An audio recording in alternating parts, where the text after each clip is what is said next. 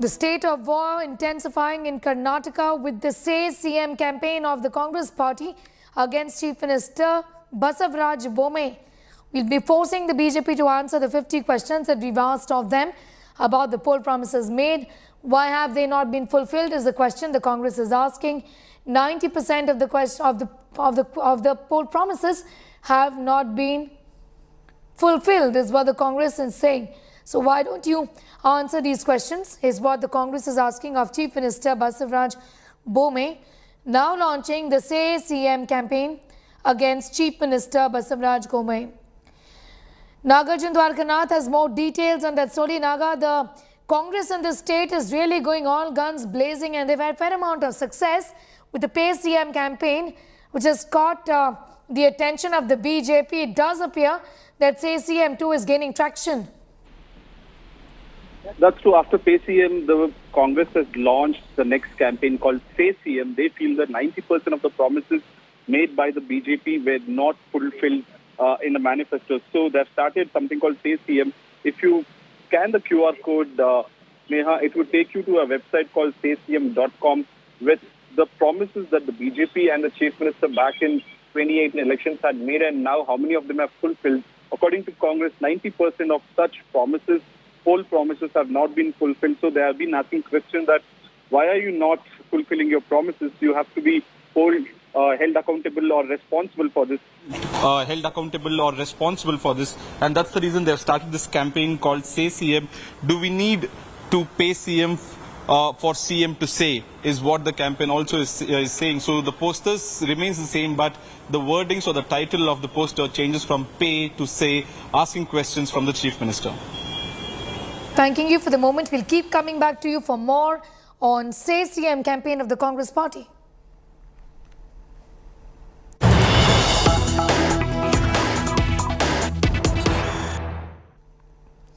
Some news just coming in, and this has got to do with the infighting really within the Congress party, especially during the elections of the Congress president, with the Tharoor camp criticizing the Congress poll process. War of words ahead of the mega Congress result. Tharoor camp faces defeat, hits out. Tharoor's agent Salman So says the poll process could have been better.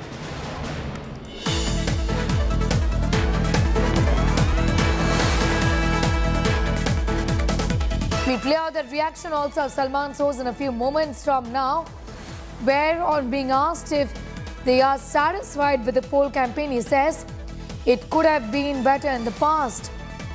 Shashi Tharoor has spoken about how there has been bias essentially against him, and that Mallikarjun has been the favourite to begin with from day one, is what Tharoor essentially said.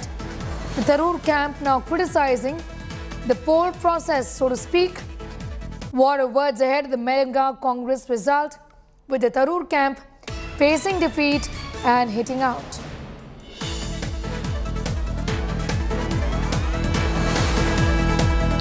Tharoor camp facing defeat, hitting out at the poll process. Salman Soz, who's the agent of Shashi Tharoor, says the process could have been better. Listening to what Salman Soz said when asked about the poll process in general.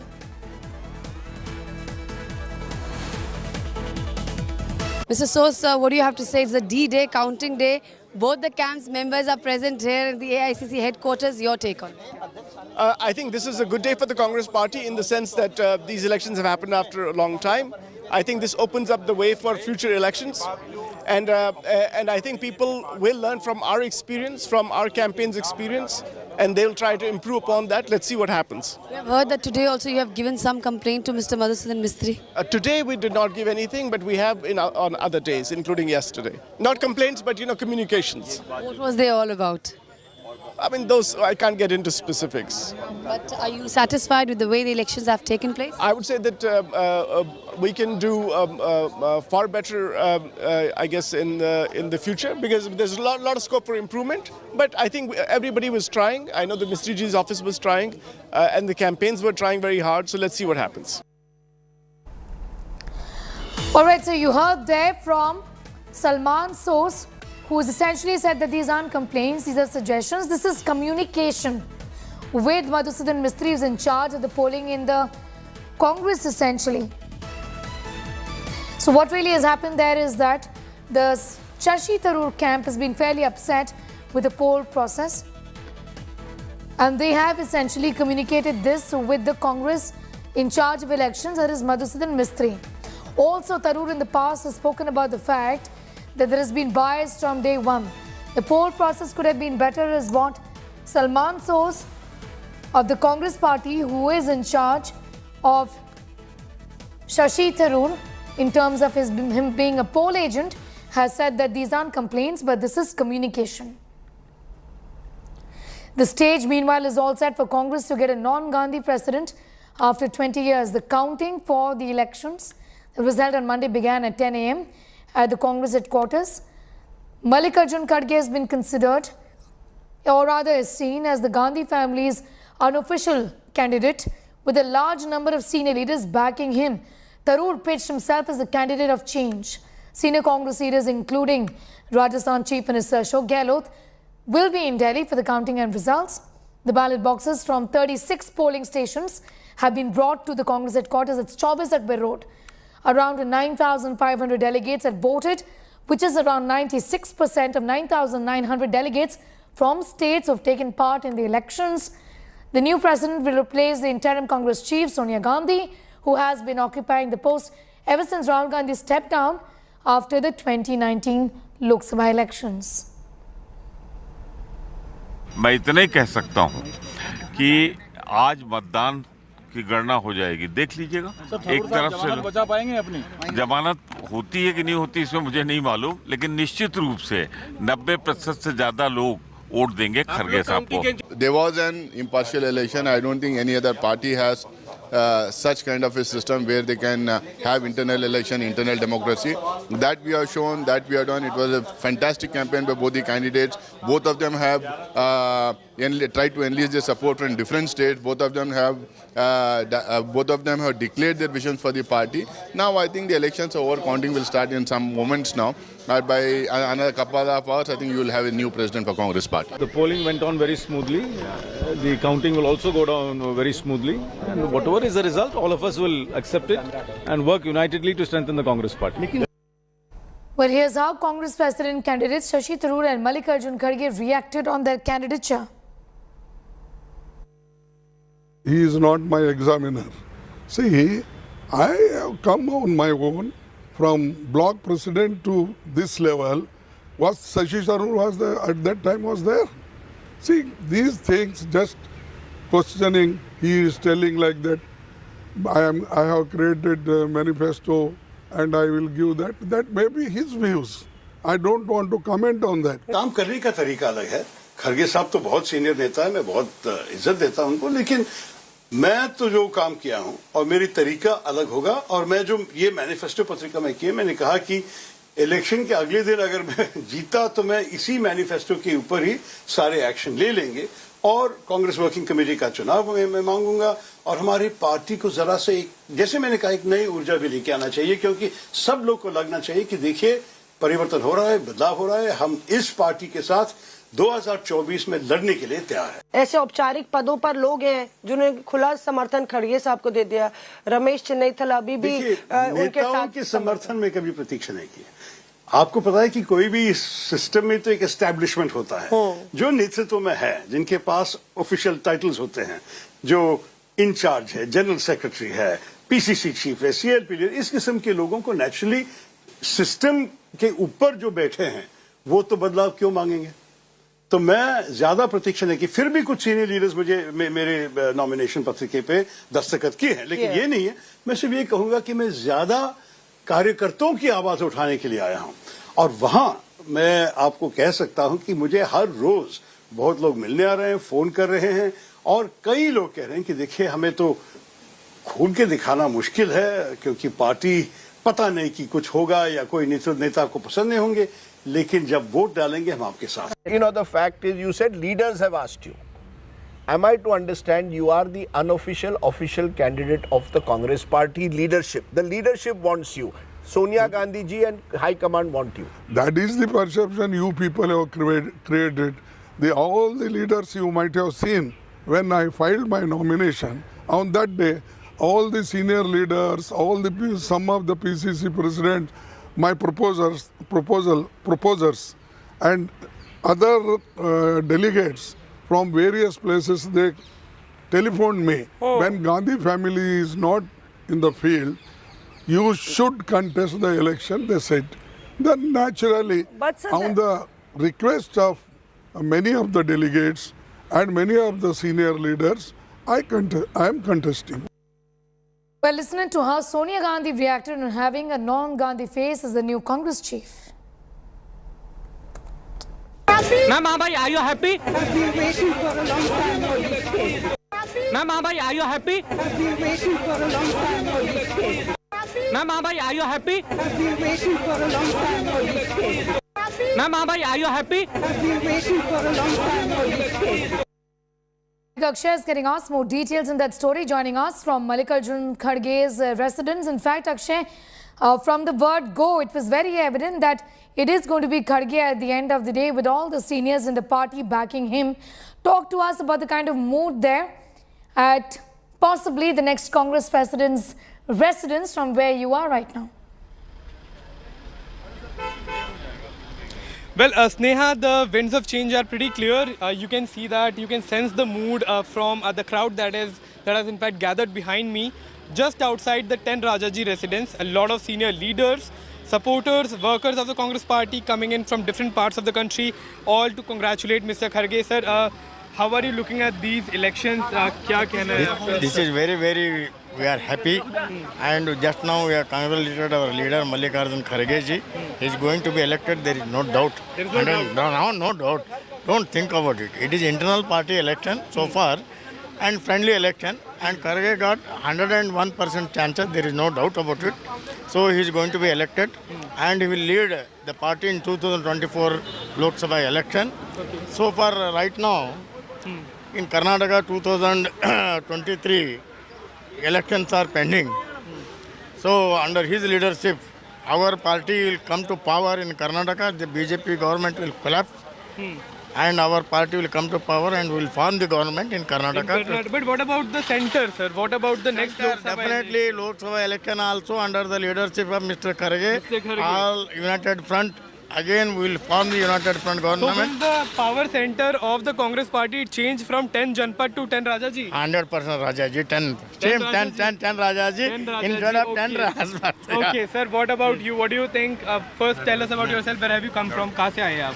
मैं तो UP से आया हूँ। अच्छा, आप UP से हाँ, सुरेंद्र सिंह हूँ, पूर्व मंत्री यूपी का गाजीपुर जिले से। जी, तो क्या लग रहा है, कितना बदलाव की उम्मीद है यहाँ पर? क्या क्या बदलना चाहिए पार्टी में आपके हिसाब से? पार्टी में खरगे साहब एक मिलनसार व्यक्ति हैं और हमें उम्मीद है कि जो भी कार्यकर्ताओं का जो मिलने का जो गैप था वो इसको पूरा करेंगे। जो कमी हो गई थी उसको पूरा करके वर्करों के मनोबल को ये ऊपर उठा के ले आएंगे। अच्छा, अब जिससे राहुल जी की पदयात्रा हो रही है, एक बहुत बड़ा संदेश पूरे देश में जा रहा है, कार्यकर्ताओं का मनोबल बढ़ रहा है, जनता का रुझान बढ़ रहा है। इस तरह से खरगे जी का ये आना। अच्छा, दूसरी चीज़, थरूर साहब ये भी कह रहे हैं कि कुछ ना कुछ कमियां रही है इलेक्शन में, कुछ कंप्लेंट्स भी आ रही है उनकी तरफ। देखो, ये तो डेमोक्रेसी है, लोगों की कुछ ना कुछ कमी रह जाती है। मैं नहीं कह सकता 100% है, लेकिन चुनाव सही तरीके से हुआ, उसमें कोई थरूर साहब जीतते हैं तो क्या लग रहा है, मतलब अगर वो जीत जाए तो? अब दो भी जीते, लेकिन हमको तो उम्मीद है कि खरगे साहब जीतेंगे। जो साइंस आ रहे हैं, so the signs are clear Sneha. The Congress workers were gathering here, the security arrangements, all of these are the signs that there is going to be a positive result for Mr. Kharge. The results will be out in a couple of hours, but just even before the elections are announced, results are announced, the Congress workers have started to gather here. In fact, I would ask my camera person to pan around and show the kind of movement that is here outside the residence of Mr. Mallikarjun Kharge. And you can see there are several workers, leaders who have started coming here. Gaurav Vallabh, Nasir Hussain and other leaders including Pramod Tiwari all started coming here and trying to strategize that what exactly is going to be the next move of the upcoming Congress president, because according to most of the Congress leaders who are coming here, Mr. Kharge will be the next president of the Congress party. All right, thanking you for the moment. Next president of the Congress party, possibly Mallikarjun Kharge, is what Akshay is telling us, getting us all of those details. The results will be out soon. But he says he's seeing the winds of change right outside 10 Rajaji Marg, the house of Mallikarjun Kharge.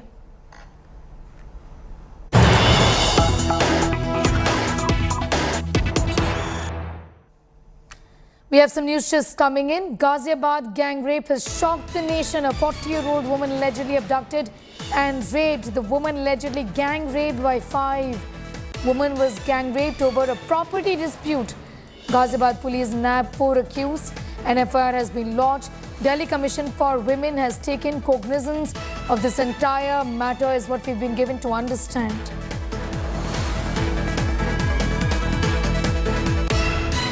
पूछताछ में उन्होंने बताया कि ये नंद नगरी दिल्ली की रहने वाली हैं एवं एक दिन पहले अपने भाई के जन्मदिन मनाने के लिए थाना नंदग्राम क्षेत्र बॉम्बे कॉलोनी में आई थी। जब इनके भाई ने इनको वापस छोड़ा तब वहां से इनको कुछ लोग ले गए जो कि इनसे पूर्व में ही परिचित हैं। पहले इन्होंने बताया कि 2 लोग थे, बाद में इन्होंने बताया कि 5 लोग हैं और उनके साथ उन्होंने दुष्कर्म करा। इसमें तत्काल पुलिस ने इनके भाई की तहरीर पे अभियोग पंजीकृत कर लिया है एवं 4 लोग को हिरासत में ले लिया गया है। मेरे पिछले 7 साल के कार्यकाल में हर दिन ऐसे कई मौके आते हैं जब पूरी तरीके से दिल टूटता है, जब बहुत गुस्सा आता है इस सिस्टम पे, क्योंकि महिलाओं और बच्चों के खिलाफ जो अपराध है वो बढ़ता ही जा रहा है और वो रुकने का नाम नहीं ले रहा। लेकिन ये केस इतना घिनौना केस है, ये केस बिल्कुल निर्भया जैसा केस है और इस केस में तो कम से कम मेरी सिस्टम से अपील है कि तुरंत फास्ट ट्रैक कराया जाए और तुरंत इन आदमियों को सख्त से सख्त सजा दी जाए। Shreya Chatterjee has more details on that story. Shreya, horrific incident that you're reporting from Ghaziabad. Just give us a sense of how the victim in this case is doing. In fact, the DCW, Swati Maliwal there, goes on to say that this is horrific and this is similar to the Nirbhaya case. Well, absolutely so, Sneha. Horrific details coming in from this incident that took place in Ghaziabad. Now, what we're learning about the victim, she's recovering in a government hospital in the in the capital in Delhi. The incident transpired when she was returning late night from Ghaziabad. Apparently, 5 men in a Scorpio picked her up and she was gang raped. Unfortunately, all these 5 men were known to her. This is a matter of gang rape over property dispute. But the question to Ghaziabad police is that where was police patrolling at late night? Because such incidents have not happened only now. It's been happening for quite a long time.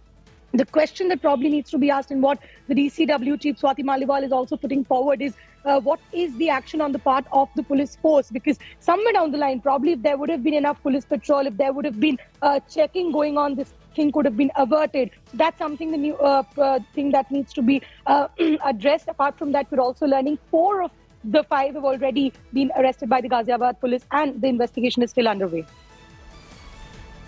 Shreya, I'm thanking you for the moment. We'll keep coming back to you for more updates on that story developing from the National Capital Region.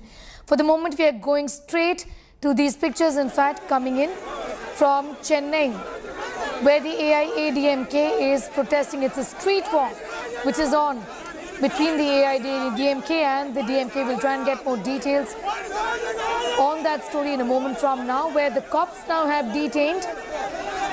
EPS is what we've been given to understand.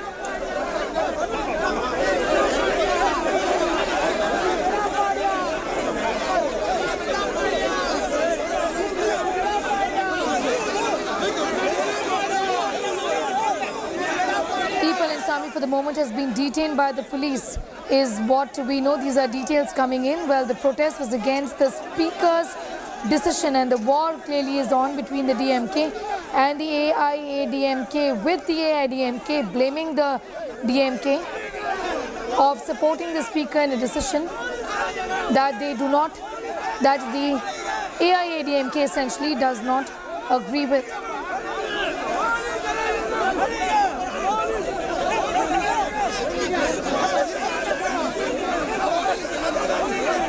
AIADMK is holding statewide protests against the DMK also for not, in fact, for supporting the speaker in a decision which the AIADMK did not agree with. The cops have now detained EPS and the cadre during the protest. Pictures of the drama playing out in the streets of Chennai on your screens as we speak.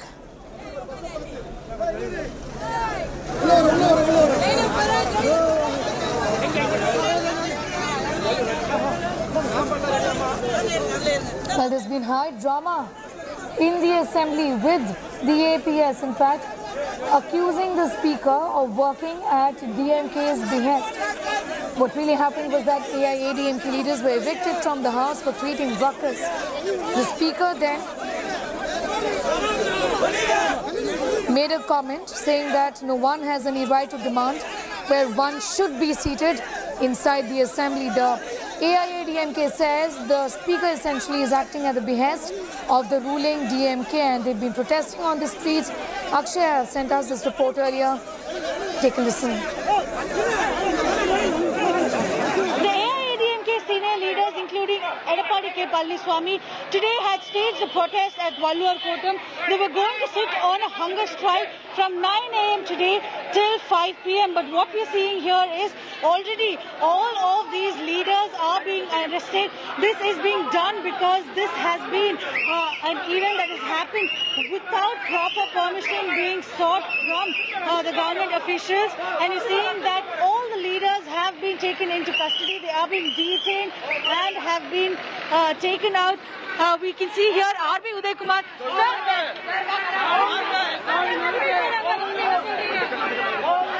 Fasting, today fasting for democracy. Today fasting for democracy.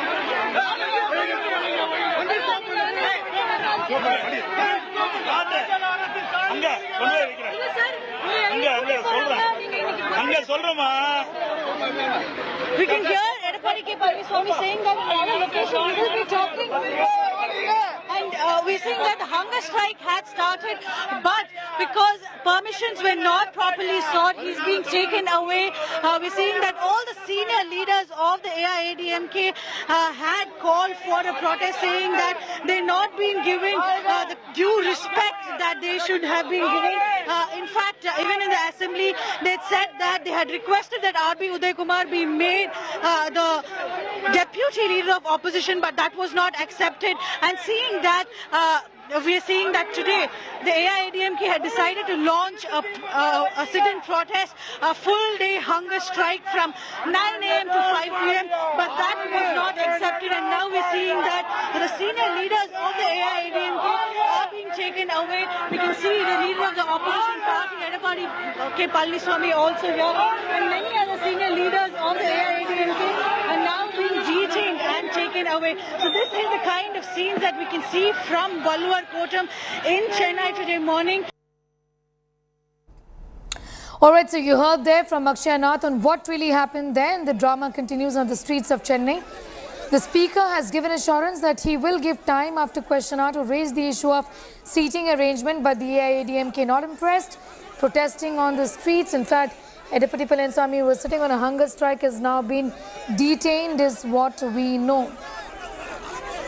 A press conference was also held by EPS, launching a blistering attack on the speaker. In fact, saying that 60 MLAs from the AIADMK do not want OPS to be the deputy leader of opposition. We had given representations to the speaker on the same. It has been 2 months since we requested the speaker to remove OPS from the position, but no changes have been made.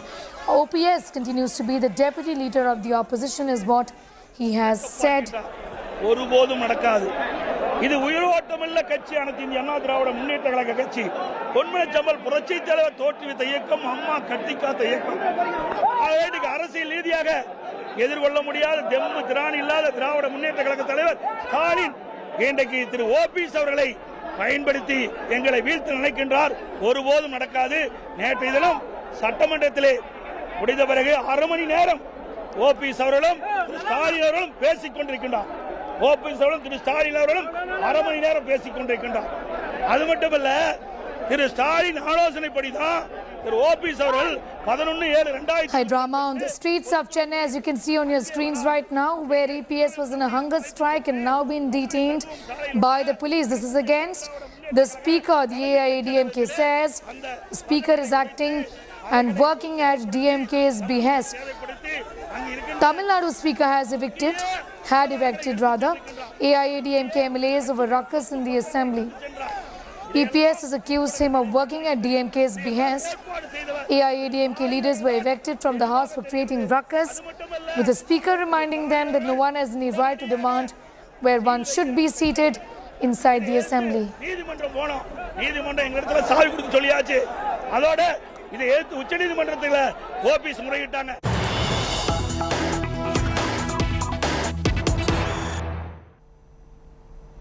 Some news just coming in. Let's go straight to that. The Tharoor camp has alleged extremely serious irregularities in the conduct of elections in Uttar Pradesh election process, saying that in UP it is devoid of integrity and credibility.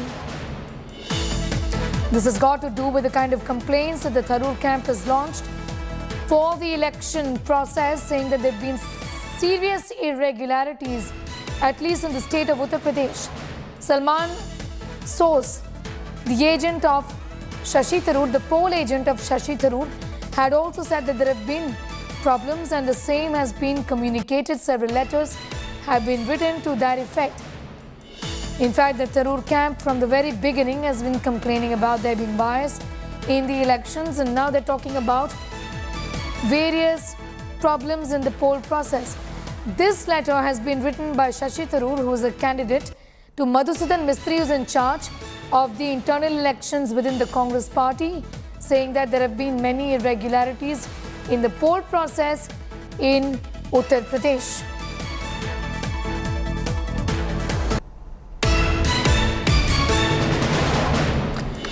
The Tharoor camp has alleged serious irregularities in the conduct of elections in Uttar Pradesh election process, saying it is devoid of integrity and credibility.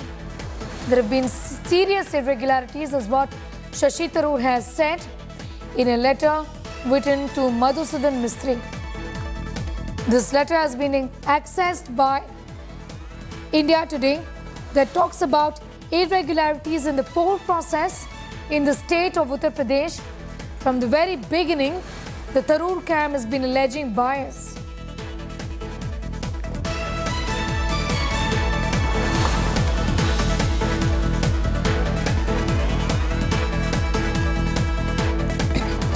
In fact, this is one among several communications, both from Shashi Tharoor and his poll agent Salman Source to Madhusudan Mistry's office, talking about the kind of problems during the poll process.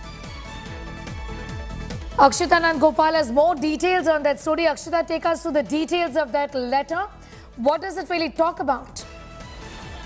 So this letter has been written on behalf of Shashi Tharoor, and you can see that the very header here, Sneha, says most urgent. It's been addressed to Madhusudan Mistry, who's been overseeing the entire poll process. I'd like to bring to your notice a couple of points that have been mentioned. First of all, saying our campaign wants to bring to your attention extremely serious irregularities in the conduct of the election in the state of Uttar Pradesh. The facts are damning. The election process in UP is devoid of credibility and integrity. I've already conveyed some of this to you in a telephonic conversation yesterday evening. So there's already been a communication with Madhusudan Mistry.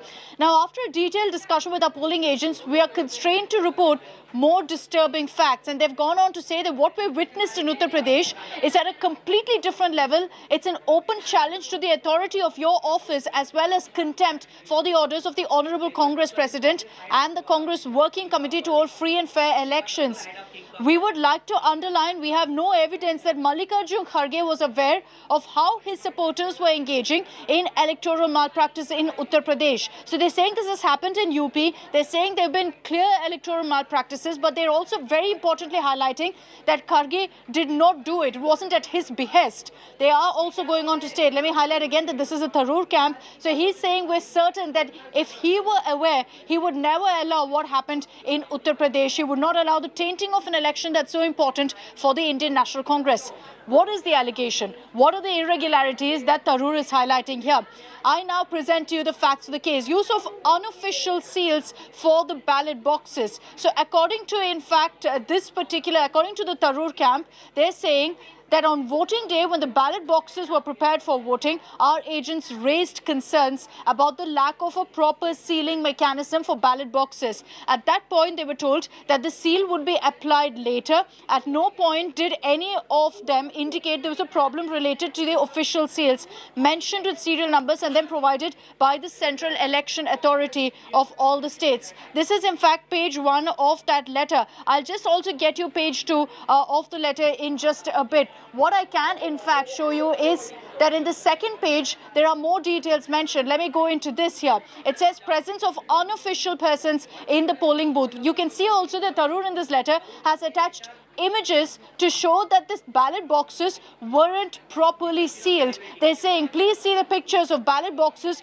with unofficial sealing mechanism, which I have already shared with you last evening. So they're saying that there's a lack of official sealing of any of the 6 ballot boxes. So all of the voting in UP, according to the Tharoor camp, should be declared null and void because of improper sealing. You can see that they're showing pictures. I'll try to zoom in for you. They're showing that there are white tags that have been used to seal them off, which they're saying is improper, that the unofficial plastic seals were received from your office. And he's also said, we find it hard to believe that your office, which has tried under very difficult circumstances to organize this election, would somehow send be with us. I'm just coming back to you for more on that. One state. So they're questioning. Yes, Akshay, I'm just coming back. Akshita, we're just coming back to you for more on that story. That's a letter talking about several irregularities. Gaurav Bhatia of the BJP is with us. Gaurav Bhatia, what do you make of this? The Congress elections that have not been free and fair is what one of the candidates is alleging there. Shashi Tharoor writing that letter to Madhusudan Mistry. Let the Congress people fight amongst themselves, but there are 2 larger messages. That creating hullabaloo about this internal democracy is nothing but a farce. The Congress party is a party which is so corrupt that when they are in power, they loot the country. And they don't even shy away from fooling and indulging in acts of corruption and foul play for their internal elections also. And the letter says a lot about the moral fiber of the Congress as of today. The person who's contesting is unofficially official, the candidate of the Gandhi Parivar, and thus the other candidate is being meted out such treatment, and the whole nation is watching. So you think that it was clear from the very beginning that because, it did appear, at least ostensibly, that the Gandhis were throwing their weight behind Kharge, this was expected? The sort of disgruntlement, the sort of complaints that have gone from Tharoor camp to Madhusudan Mistry, who's in charge of the elections. Absolutely. See, for 24 years, there have been no elections in the Congress party to elect their president. This could have continued for another 20, 30 years. Why try to take credit when internally everybody in the Congress even knows that this is a sham of an election, this is a farce, and there is an unofficially official candidate, and the other candidate is facing all sorts of malpractices that are being supported by the Gandhi Parivar. Okay. And it is now out in the open. Be with us, Gaurav Bhatia, please, because Rashid Alvi of the Congress party and also Manikam Tagore of the Congress, both of them are with us. I'm just going to go across for the moment to Mr. Tagore first.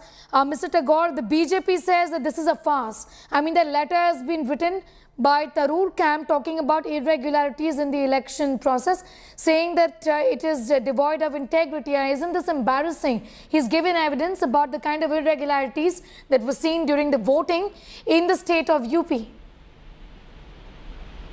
You have to understand that the electoral process, when BJP was telling that Congress will not have elections itself. There was a time when they told that nomination will not happen.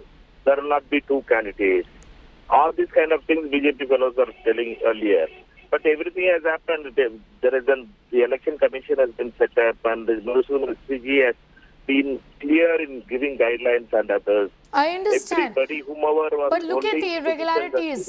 Mr. Rashid Alvi, you've been a Congress veteran as well. Mr. Manikam Tagore, be with us.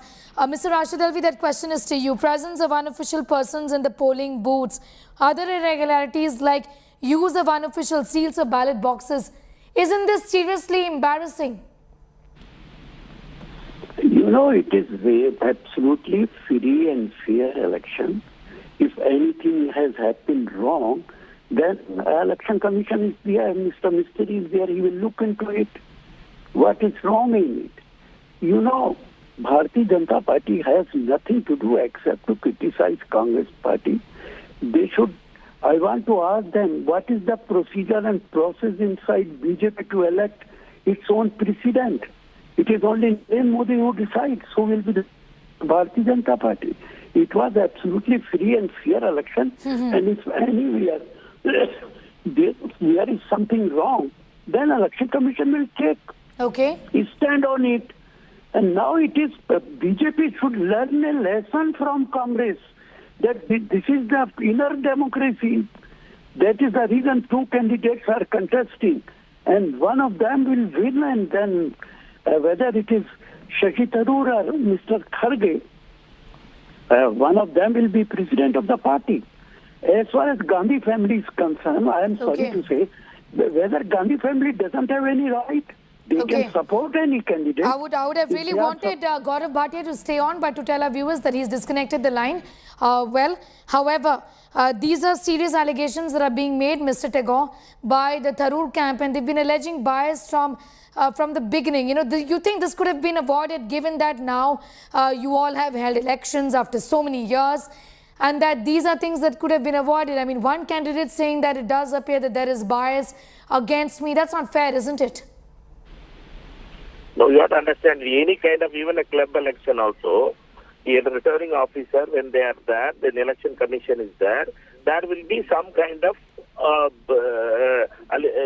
compliance by the other candidates. It is common in any kind of democratic process. The main issue is that this kind of process itself is a appreciable thing. You have to understand that we have the right now, we have a democratic process where people are able to tell that thing, that these are all the problems we are facing. Now, Election Commission will take note of it. And they will address these issues. Good that these are complaints that are in fact, that have surfaced, and your candidates are talking about it with the press, with others as well, but these will be addressed. Is that an assurance? Congress Party is having an independent machinery for Election Commission, which is headed by Madhusudan Mistry. He is the senior most leader. He is having everybody can have a complaints about any other candidate also. But the Election Commission decision, we will accept it. Therefore, there is a good process. Like the Election Commission, we are doing it in an independent way. What is the problem for BJP guys? Who are not, whether they are going to have in their life, BJP has never had an election itself in their party or their national president. Whether they had a balloted election, Congress is the only party which is having a balloted election. Okay. All right. Fair enough. Manikam Tagore, I'm thanking you for the moment. We'd like to ask some of those questions to the BJP as well, because at the end of the day, the Congress says that this is what democracy and internal democracy is about.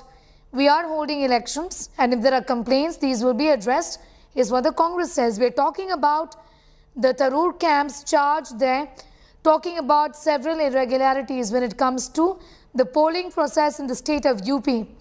In fact, we'd heard from several leaders of the Congress party in UP also, for example, Pramod Tiwari, who had come out and said that the wind is, in fact, blowing in the favor of Mallikarjun Kharge, and that everybody in UP, as far as the Congress cadre is concerned, are in favor of Mallikarjun Kharge becoming the next president. With that report, it's time for a quick commercial break here. We're getting you much more news on the other side. Do stay on with us.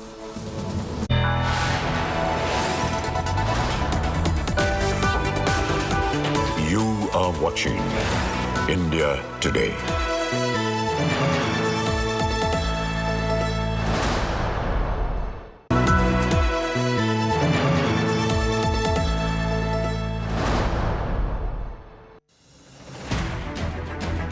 I don't read the news. I read between the lines to tell you the true version of events, the true story of our times. To document grief, the toughest assignment for any journalist to be from those who matter, women politicians going to stick up for each other, of those who should matter. I document the truth. I don't distort the truth. I don't glamorize the truth. I don't gloss over the truth. The ghosts of India's contentious medieval history have come knocking again. I hustle for the truth, on the ground, in the newsroom, in the studio. I don't try to grab eyeballs. I inform you to make you see the point. To the Point with Preeti Chaudhary. At these times, only on India Today.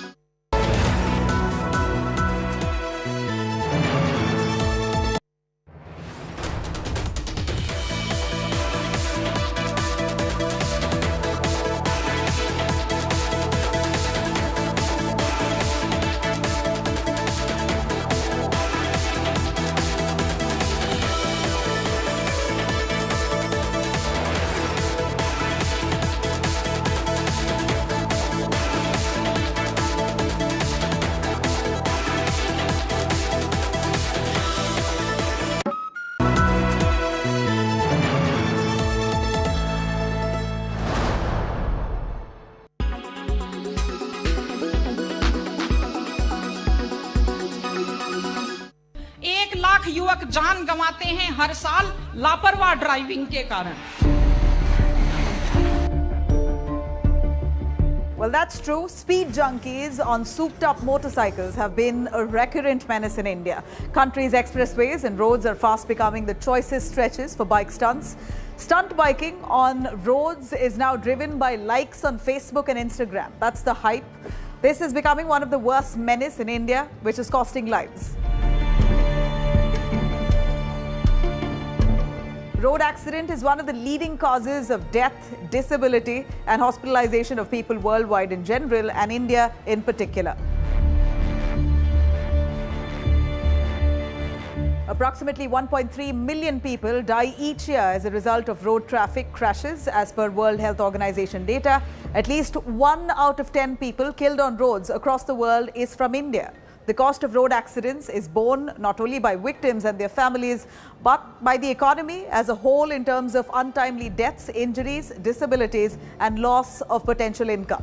During the year 2020, more than 3,60,000 road accidents were recorded, causing loss of around 1,30,000 lives. Road accidents take place mostly because of overspeeding, drunken driving, driving on wrong side, jumping red light, using mobile phones while driving and bike stunts, among others. However, top 10 states in number of fatalities on national highways are Tamil Nadu, Uttar Pradesh, Karnataka, Madhya Pradesh, Andhra Pradesh, Telangana, Kerala, Maharashtra, Rajasthan and Bihar. This is in order as a report that was released by the authorities. Unfortunately, the worst affected age group in road accidents is 18 to 45 years, which accounts to at least about 70% of the total accidental deaths. So be careful and drive safe.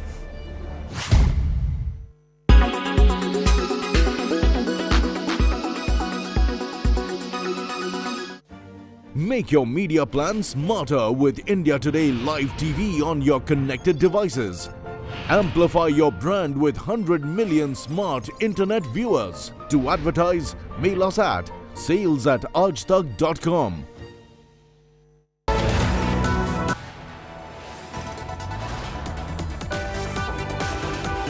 You are watching India Today.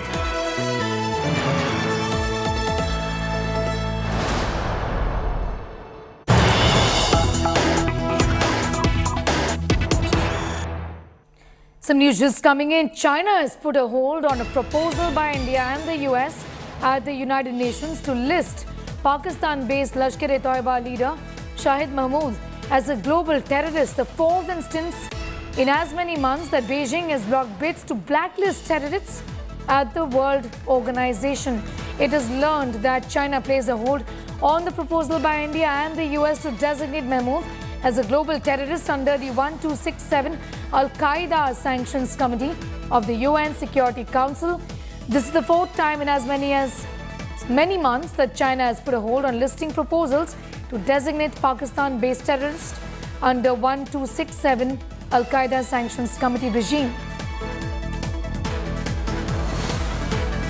Our Foreign Affairs Editor Geeta Mohan is getting us more details. Geeta, this inspired the fact that the US Treasury Department designated Mahmoud a global B terrorist in December 2016. Well, that's right.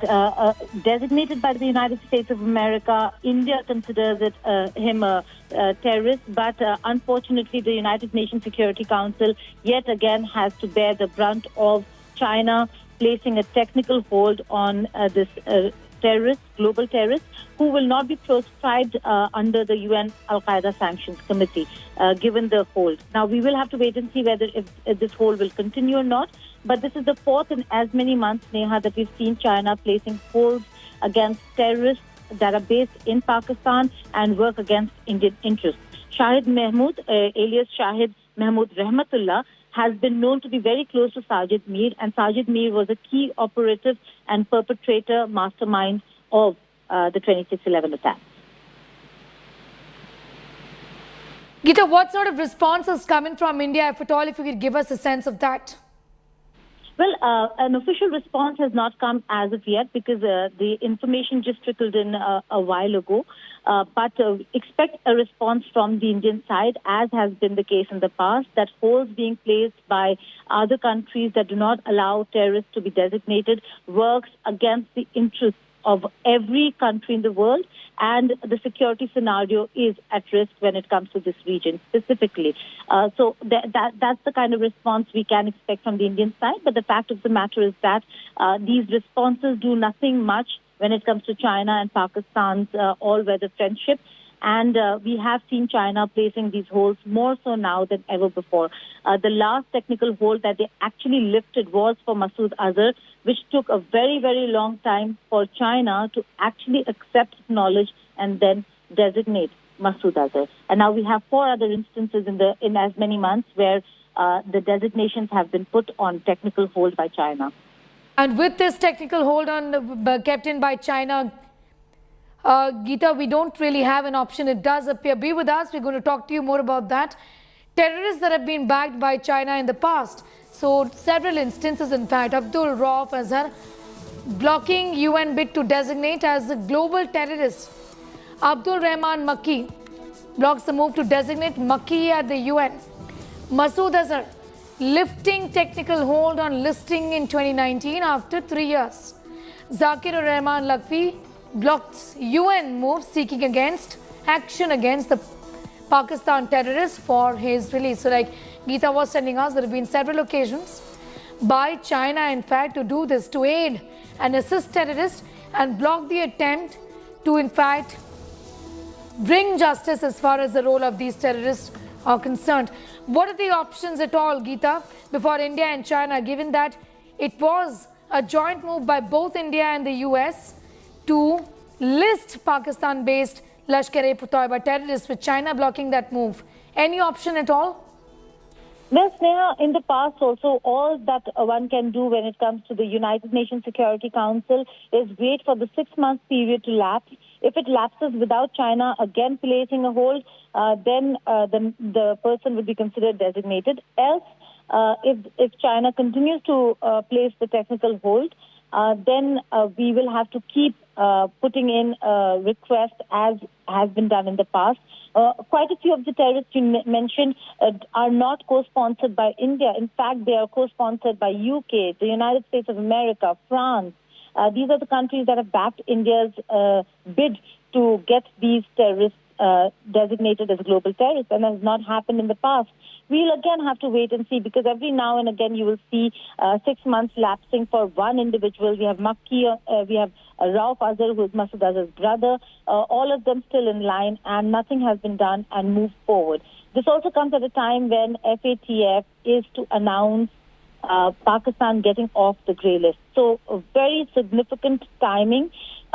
the fact that they, in all probability, will be off the grey list, but will be put on regular follow-up, which is again a monitoring system by the FATF to ensure that Pakistan has to continue reporting to the international monitoring watchdog, is something that does not go down well with Pakistan. But the fact that they'll be off the grey list, even as holes after holes are being placed at the United Nations Security Council, begs the question whether if they should be off the grey list or not. All right, I'm thanking you for the moment, Geeta, getting us all of those details. We are shifting focus to some news that's come in.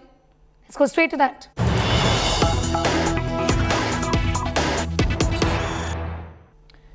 It's a setback for filmmaker Ekta Kapoor over FIRs filed against her over her web series XXX. Supreme Court refuses to grant any relief to Ekta after filmmaker had sought FIRs against her to be withdrawn. The top court refuses to hear the matter, says the Patna court is hearing the case. Ekta Kapoor withdraws the case before the Supreme Court now, so left with no other option, with the court coming down against Ekta Kapoor, against the web series XXX. The Supreme Court, remember, had taken very stern view of the web series of Ekta Kapoor.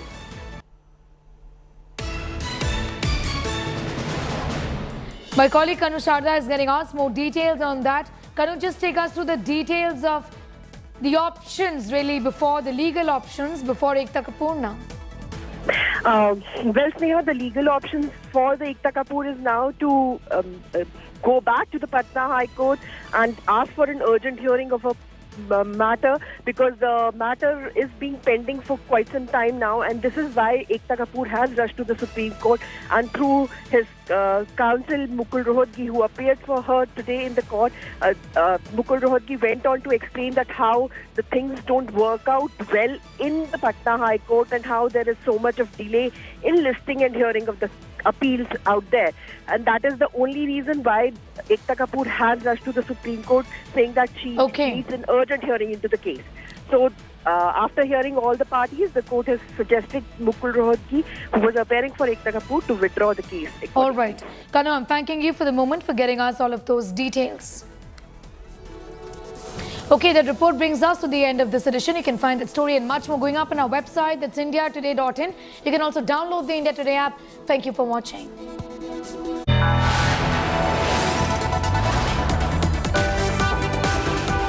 You are watching India Today.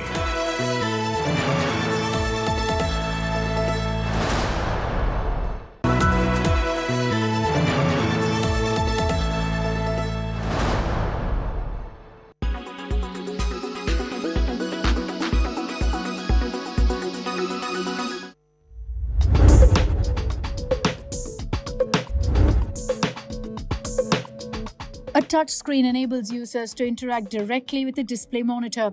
They become a feature of everyday life at supermarket checkouts, ATM machines, on GPS devices, and most commonly with tablets and smartphones. There are two common types of touchscreen technology. One is called resistive. Two transparent sheets are coated with a conducting material and separated by tiny dots called spacers. When the two layers are pressed together, they create an electrical circuit that indicates the point of contact. Uses include cash and ticket machines. The other capacitive touch technology is most commonly used in tablets and smartphones. A layer of insulating material like glass is coated with a fine grid of electrodes thinner than human hair. This is sandwiched between an outer protective glass layer and an LCD screen that displays the images. As the human body is also an electrical conductor, touching the screen with a finger results in a change in the electrostatic field, indicating the point of contact. More recently, smartphone manufacturers have moved towards so-called on-cell and in-cell technologies. On-cell locates the touch technology onto the outer glass, whereas with in-cell, the touch sensors are built into the actual display panel. Both approaches allow devices to be thinner and lighter. New applications for touchscreen technology now include unlocking smartphones using a biometric fingerprint scanner. When a capacitive sensor is activated, it takes a high-resolution snapshot of a fingerprint, which is compared against the information stored inside the phone. If the unique characteristics in the arches, loops, or whorls match the device, it will unlock.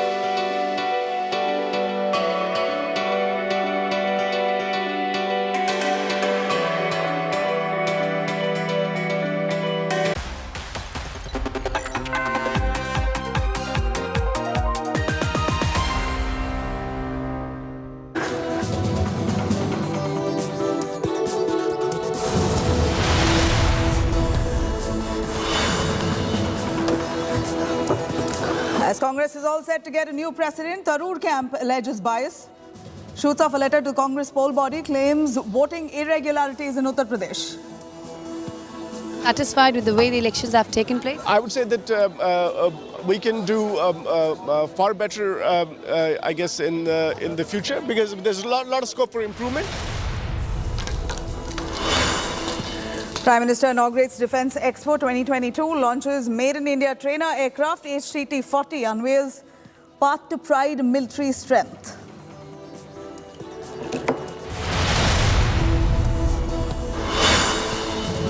And China-Pakistan tango to shield terrorists exposed. Beijing puts India and America's proposal to the list. The LET terrorists as a global terrorist organization now currently put on hold.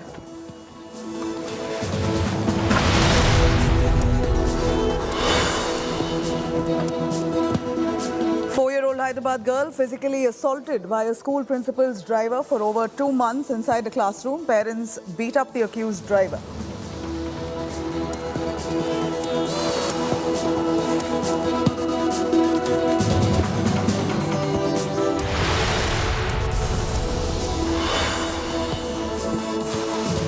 Now, former Pakistan cricketer Shahid Afridi slams Jai Shah over his No Asia Cup in Pakistan remark. Pakistan board threatens to skip the World Cup 2023 in India.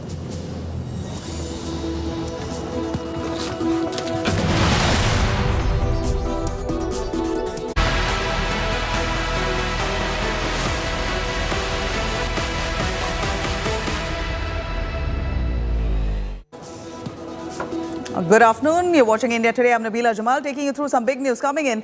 As the stage is all set now for the Congress to get a non-Gandhi president after 20 long years, major war of words now has erupted between Kharge and Tharoor camps. While Kharge camp is confident of winning the Congress chief's post, Shashi Tharoor camp hitting out of the Congress poll process. Tharoor's polling agent Salman Soz wrote a letter to the Congress Central Election Authority, the chairman, Mistry, citing irregularities in the poll conduct. In fact, Tharoor camp has alleged that there were unofficial people in the polling booths and unofficial seals on 6 ballot boxes were put. In fact, the Congress Central Election Authority chairman, Mistry, has now expressed satisfaction with the party's presidential polls, the process of it, saying that it was a free, fair and a transparent process. Mr. Sosa, what do you have to say? It's the D-Day, counting day. Both the camps members are present here in the AICC headquarters. Your take on it? I think this is a good day for the Congress party in the sense that these elections have happened after a long time. I think this opens up the way for future elections. And I think people will learn from our experience, from our campaign's experience, and they'll try to improve upon that. Let's see what happens. We have heard that today also you have given some complaint to Mr. Madhusudan Mistry. Today we did not give anything, but we have on other days, including yesterday. Not complaints, but communications. What was they all about? I mean, those, I can't get into specifics. But are you satisfied with the way the elections have taken place? I would say that we can do far better, I guess, in the future, because there's a lot of scope for improvement. But I think everybody was trying. I know the Mistry Ji's office was trying, and the campaigns were trying very hard. So let's see what happens. मैं इतना ही कह सकता हूँ कि आज मतदान की गणना हो जाएगी, देख लीजिएगा। एक तरफ से बचा पाएंगे अपनी जमानत होती है कि नहीं होती इसमें मुझे नहीं मालूम, लेकिन निश्चित रूप से 90% से ज्यादा लोग वोट देंगे खरगे साहब को। There was an impartial election. I don't think any other party has such kind of a system where they can have internal election, internal democracy. That we have shown, that we have done. It was a fantastic campaign by both the candidates. Both of them have tried to enlist their support from different states. Both of them have declared their visions for the party. Now I think the elections are over. Counting will start in some moments now. But by another couple of hours, I think you will have a new president for Congress party. Kharge साहब और शशि थरूर दोनों ने कहा है कि जो भी व्यक्ति सभापति होंगे वो सभी के साथ विचार विमर्श करेंगे, सभी की बात सुनेंगे और निश्चय ही गांधी परिवार से हमारे श्रीमती सोनिया गांधी हो, श्री राहुल गांधी हो और श्रीमती प्रियंका गांधी हो, उनका विचार विमर्श, उनका परामर्श बहुत ही महत्वपूर्ण है, क्योंकि कोई भी इस परिवार के त्याग, बलिदान और इतिहास को नकार नहीं सकता। कोई भी राहुल गांधी के जो परिश्रम है कि जिस प्रकार से 1000 किलोमीटर उन्होंने चल के पार किया है, उनके इस परिश्रम को, श्रम को कोई भी नजरअंदाज नहीं कर सकता। तो आने वाले समय में भी वो हमारे हृदय का वो एक कण कण में रहेंगे और बहुत ही महत्वपूर्ण उनकी भूमिका होने वाली है। देखिए, भारतीय जनता पार्टी को सबसे पहले ये बताना चाहिए कि उनके संगठन में आखिरी बार कब पारदर्शक चुनाव हुए थे। यहाँ तक मेरी जानकारी है, जिस तरह कांग्रेस के चुनाव को आप लोगों ने कवर किया, जिस तरह उसके ऊपर टिप्पणी हुई, जिस तरह उसके ऊपर लिखा गया, कोई ऐसी पार्टी नहीं है जिसका जो आंतरिक चुनाव है वो इतनी ज़्यादा इंथ्यूजियाज्म जनरेट करता हो। तो जो अच्छा हो रहा है उसको सराहना चाहिए और सवाल भी क्या कहते हैं उसी हिसाब से रचनात्मक तरीके से पूछना चाहिए। The polling went on very smoothly. The counting will also go down very smoothly. And whatever is the result, all of us will accept it and work unitedly to strengthen the Congress party. Let me quickly cut across to Akshay Dongre joining us live for some more details on this. Akshay, a quick word from you as we see that the Congress internal election for voting the new Congress president has just concluded. You're already looking at allegations now that have cropped up on the manipulation that may have happened while people have cast their vote. This is according to Shashi Tharoor, an allegation that he's leveled, saying that this wasn't a fair process. There were a lot of protocols that were violated in Uttar Pradesh. Take us through more on that. Well, absolutely, Nabila. When we are looking at a new president for the Congress party in a couple of hours, this kind of an allegation by such a senior leader like Shashi Tharoor against his opponent, or rather the entire system, that was opted for the election of the new president of the Congress party, this certainly is going to give a lot of ammunition to the Bharatiya Janata Party. Now, when Shashi Tharoor says that the system has not been fair to him, and when he says that the entire votes of the state of Uttar Pradesh should be considered invalid, or other sort of similar allegations about voting process not being fair in state of Punjab and other states as well, then this raises some serious question marks as far as the entire process is concerned. Because while the Congress party, while the senior leaders of the Congress party, especially who are in the camp of Mallikarjun Kharge, they are boasting about the democracy of the Congress party and how efficiently it is running. One of the two candidates that are running for the post of the president leveling these kind of allegations certainly is not going to go down well as far as this entire event is concerned, because with a lot of publicity, with a lot of announcements, this election of the Congress president post was in fact started. The Gandhis backed out, stating that they will not be contesting for the post of party president. Somebody new must come in. And now that we have two candidates, one of them leveling these kind of allegations about the voting process not being fair, the ballot box not being kept in the way that it was supposed to be, the votes were not cast in the way they were supposed to be, and the process not being free and fair, that is going to raise some question marks on this entire process altogether, because there were just two candidates. Mallikarjun Kharge has been considered the front runner from the very beginning. Many have even said that he was the proxy candidate of the top leadership of the Congress party, the Gandhis. Whereas while both the candidates, including Mallikarjun Kharge and Shashi Tharoor, they have said that the Gandhis have not favoured any candidates.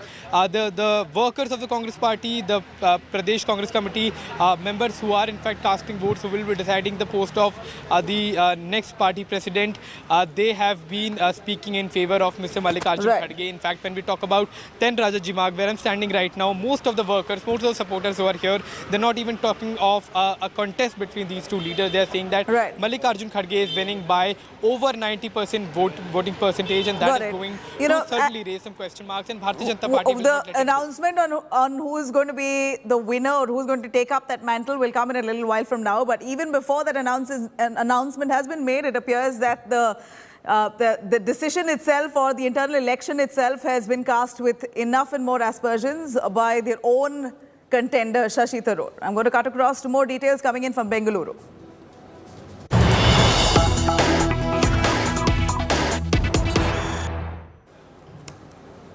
Now, Karnataka Mantri has brazened it out over potholes. Ashwath Narayan, the Karnataka minister, says that potholes are everywhere. Why Bengaluru being targeted? This is the question that Ashwath Narayan asks. Karnataka Mantri says that Bengaluru is being targeted. Potholes are everywhere. Is there no other city that gets flooded? Ashwath Narayan asks, or rather alleges, that Bengaluru is being targeted. He alleges that there are vested interests trying to tarnish the image of Bengaluru city. Potholes have always been there. We are trying to solve the issue. Metro work is also being done. Is there no other city that gets flooded? Bengaluru is being targeted because it's growing. It's a campaign, a vested interest against Bengaluru city. Media said the city is in ruins. This is false. Listen in, Ashwath Narayan speaking.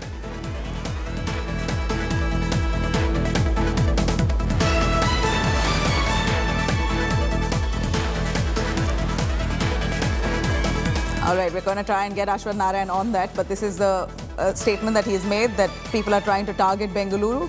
Bengaluru city is growing, and therefore there's vested interest trying to work against the image of Bengaluru city. And it's false that Bengaluru is in a dilapidated state, as accused by some sections of the media.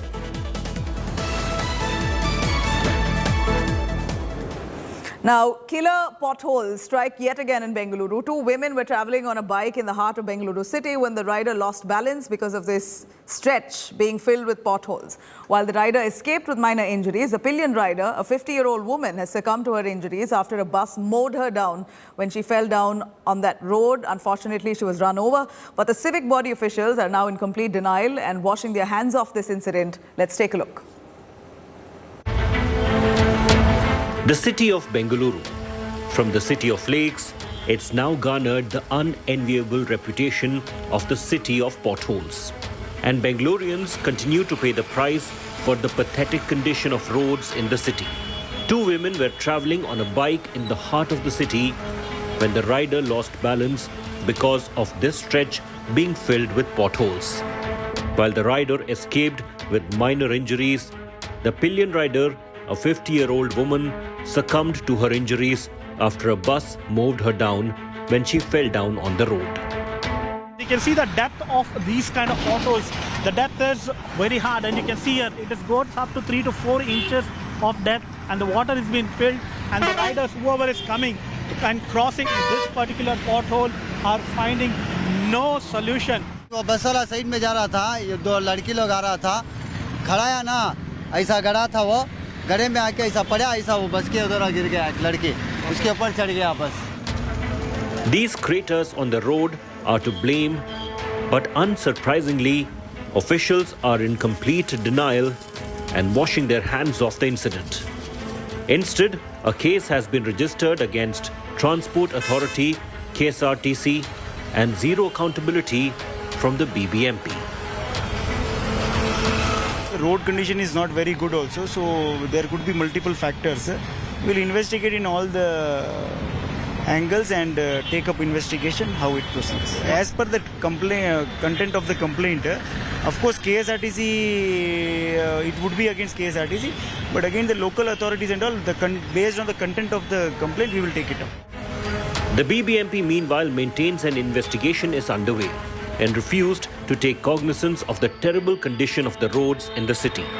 The accident is under investigation and the police department is looking into it. The complaint and the statement given by the complainant doesn't say that it was due to pothole. Besides that, the place where the accident has happened, and more places like that on the same road, there is a problem in the road surface. We had put the inspection of that road for today. Soon after India Today reported the latest victim of these death holes, authorities attempted a cover-up. But even then, only covered one part of the giant pothole on the road. These were the series of potholes that was there in the morning. Now, in the evening, it's been clearly filled up immediately. But just 5 feet behind the pothole that has been filled up, look, another pothole exists. That means the pothole that the woman just fell, only that has been filled up. This is the reality of the death holes in Bengaluru. Every year, lives are lost. even as authorities make empty promises of the city being made a pothole-free city. The question is when the civic authorities are going to learn from their previous mistakes and how many more lives will be lost due to this pothole. With your journalist Madhu Sagairaj reporting for India Today, Bengaluru. All right, now Karnataka Congress taunts Chief Minister Basuraj Bommai. The opposition in the state has now launched a scathing attack at Bommai government, saying, Say CM, that's the campaign that they launched called Say CM, days after its Pay CM campaign against the Karnataka Chief Minister went viral. In fact, the opposition party has now upped the ante against the Bommai government for not answering any of the 50 questions posed to the government. Say CM, which is a 50-question campaign launched by the Congress, is basically aimed at Chief Minister Bommai for its failure to complete over 90% of the promises made by the BJP in the 2018 manifesto. The two parties have been attacking each other for a while now. Before Pay CM, the Say CM, the state witnessed chuddy politics as well. And this is the unique campaign that the opposition has been launching time and again. And chuddy politics that played out just a few months ago after the members of the Grand Old Party, the Congress, burnt shots of the RSS, basically tried to burn the RSS chuddis. And this went on for a little while. The Saffron Party too attacked the Congress with posters, PFI Bhagya posters that were released by State Minister R. Ashok, basically claiming that the Siddaramaiah Congress government basically had backed the PFI out and out while during their tenure. Now, this is the Pay CM, Say CM campaign that's gone fairly viral, where the first Pay CM campaign was the Congress accusing the BJP of being the 40% sarkar. Basically, any project, any tender that is given or any project rolled out, the BJP government is accused of taking 40% commission on that. And then now they've come up with another campaign against the BJP in Karnataka saying Say CM, calling it Say CM, where they have about 50 odd questions for Basuraj Bommai, which he has to answer, basically that related to at least 90% of the poll promises that were part of the BJP's manifesto, which the Congress claims they've not fulfilled. Let me cut across to Nagarjun Dwarkanath, joining us live from Bengaluru. Nagarjun, a quick word. We see the Congress coming up with one unique campaign after the other. After chuddy politics, then Pay CM, now Say CM. What does this mean? Well, they've changed the whole title from Pay CM to Say CM, and they've changed the QR code also. If one person scans the QR code that has been released by the Congress, it takes them to a website called saycm.com, where the Congress is asking questions from the BJP that 90% of the poll promises of the BJP have not been fulfilled. In 2018, whatever the manifesto given by the BJP has not been fulfilled is what the Congress is alleging. I spoke to Minister Ashwath Narayan just now. He said that Congress is shameless, and in fact they have to give evidences for every allegation that they have made. And with what authority have they been using cabinet ministers' photos? If you look at this website, Nabila, if you go to saycm.com, there is a question mark framed out of all the portraits of the cabinet ministers, saying big question mark, 90% and question mark, saying 90% of the poll promises from the BJP have not been fulfilled. The BJP also hit back at Congress, saying they have no credibility, accountability. It's a hit-and-run cases. Let the Congress come for a debate and ask point-to-point questions. We have the answers, and there's no need of using a photograph in a campaign and website. So BJP also has hit back, but Congress, once again, after 2 weeks of Pay CM, now they've come out with saycm.com. Thank you very much, Nagarjun, for joining us on that. Clearly, election season heating up in the state of Karnataka, both parties indulging in a slugfest, calling each other corrupt.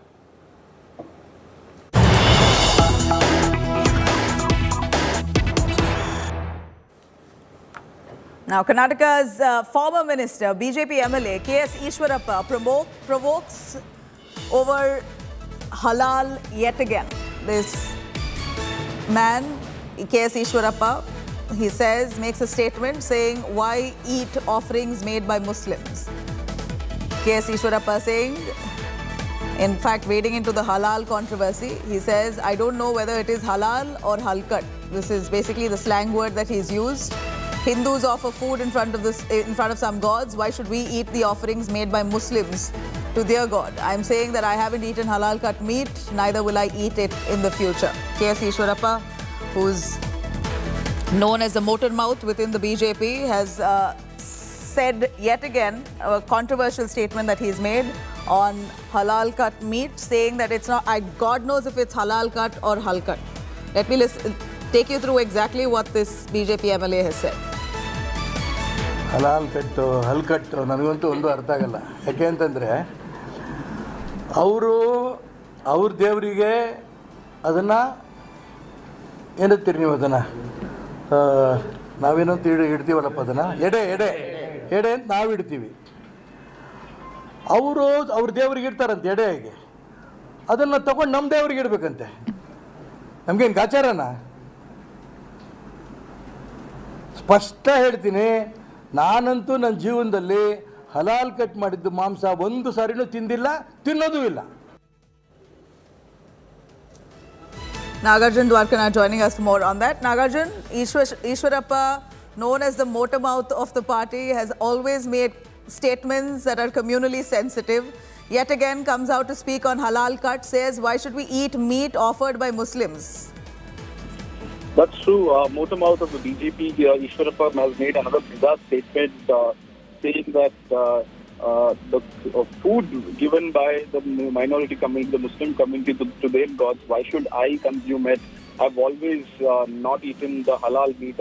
I consume the jatka meat, the cut meat is what he has said. This statement is made in Shumoga when there is a demand from the Hindu organization to boycott halal meat in the Diwali festival also. It was done in Yugadi festival and then Dasra, and now in Deepavali in Karnataka, Hindu Jan Jagrati Committee has started a protest in front of McDonald's and KFC to reject halal meat. BJP leader Ishwarappa, former minister, has also jumped the ship right now and has made bizarre statement that why should we eat the offerings made by Muslims to their God, so we should boycott halal meat is what he has said. All right, Nagarjun, thank you very much for joining us with those details.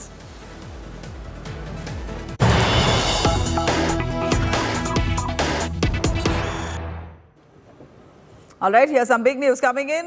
Asaduddin, in fact, we have Asaduddin Owaisi now attacking Prime Minister Modi over Bilkis Banu's rapist remission. He says Prime Minister earlier, in fact, earlier we released pigeons, now cheetahs. Owaisi mocks, says rapists too. This is Asaduddin Owaisi attacking the Prime Minister. Prime Minister had said earlier we released pigeons, now cheetahs. And now Asaduddin Owaisi mocking the Prime Minister, saying you released rapists too. Owaisi has spoken, mocking the Prime Minister's statement, where Prime Minister had earlier said that we have released pigeons earlier, now we've released cheetahs. Asaduddin Owaisi, in a counter to what the Prime Minister said, says that you've also released rapists, as he refers to Bilkis Banu's rapists, their remission that was permitted for them to step out of prison. In fact, Asaduddin Owaisi now, who says that the Prime Minister has also released rapists at the same time. The Prime Minister had said the country has come a long way. Earlier we used to release pigeons, now we release cheetahs. This is Prime Minister Modi's words. And Asaduddin Owaisi to that countering him, saying that you've also released rapists. This is a tweet that Owaisi has put out on his handle, attacking the Prime Minister over Bilkis Banu's rapists now being running free. This is what Prime Minister Modi had said earlier. Let's take a listen to which Owaisi countered. साथियों, देश बहुत तेजी से बदल रहा है, आप भी अनुभव करते होंगे। यही देश कोई जमाना था जब कबूतर छोड़ा करता था, आज चीता छोड़ने की ताकत रखता है। Let me quickly cut across to Abdul Bashir, our correspondent, joining us live from Hyderabad. Bashir, a quick word from you. Asaduddin Owaisi, who said that the Prime Minister has not just released pigeons and cheetahs, but also rapists. Tell us the reference and the context. See here, when Asad Owaisi is talking about rapists, we have seen in the past few days he had been lashing out at the convict that has been released in the Bilkis Bano case, and recently he has also mentioned all this in his addresses. So now, when PM Modi has given the statement about release of cheetahs, he also added to it, stating it, and rapists also are released in the country. So this is what he had referred to in the Bilkis Bano's case, where the convicts in the case have been released by the Gujarat government. All right. Thank you very much, Bashir, for joining us on that.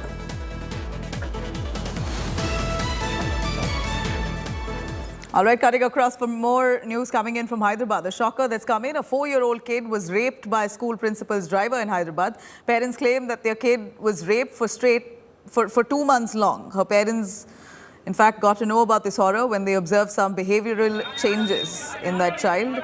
The incident has taken place in Banjara Hills private school, where she was raped by driver Rajni Kumar. Locals have staged a protest. 4-year-old's parents have thrashed that accused driver.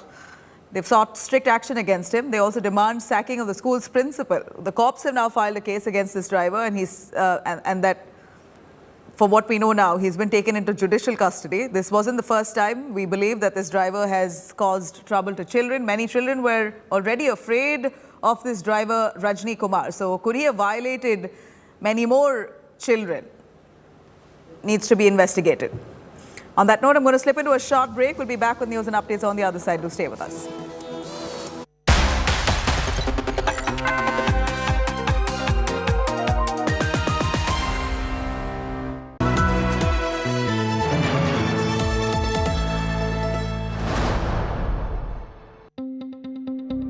News is about putting people first.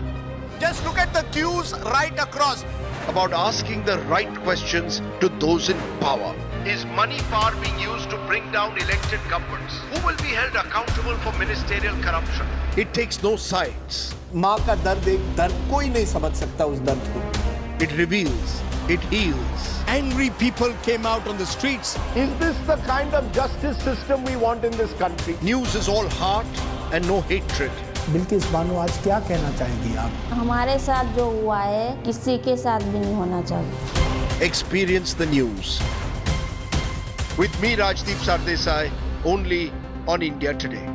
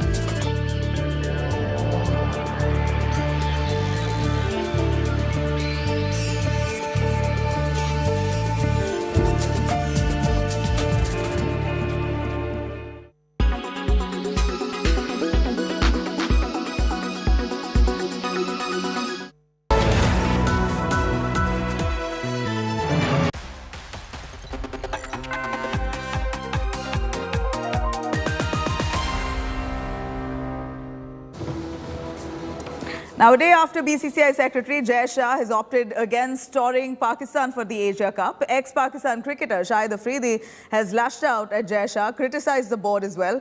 In a sharp attack, Afridi has said that Shah's remarks show lack of experience and cricket administration in India.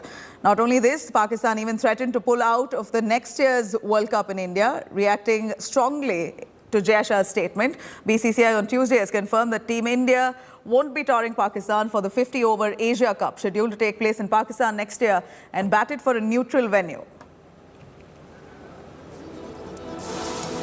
All right, here's some quick look at all the national stories that we're currently tracking. BJP has declared the first list of candidates for the upcoming Himachal Pradesh Assembly elections. 62 candidates have been named in the first list, including Chief Minister Jairam Thakur, who will contest from Siraj. Anil Sharma will be contesting from Mandi, and Satpal Singh Sati to contest from Una. Election is now scheduled to be held on the 12th of November.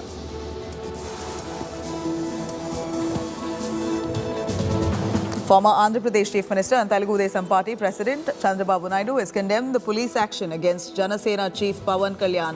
and his party activist in Visakhapatnam. This comes after police stopped Pawan Kalyan from venturing out of his hotel room and conducting a scheduled rally until October 31st. An encounter broke out in Lucknow after cops cornered a gang rape accused. Imran alias Mustafa, the main accused in this gang rape of a student, tried to flee. The accused did not stop his vehicle despite being cornered and started firing at cops. The police then retaliated, leading to the accused getting shot in the leg. AIADMK MLAs with former Chief Minister Edeppadi Palaniswamy have attempted to stage a hunger strike against the Tamil Nadu Speaker in Chennai. Drama has unfolded as AIADMK leaders were detained, not allowed to hold their agitation. The latest showdown between the DMK and the AIADMK has in fact triggered by the Speaker not recognizing RB Uday Kumar from the EPS camp as the deputy LOP, despite the party submitting a petition on that.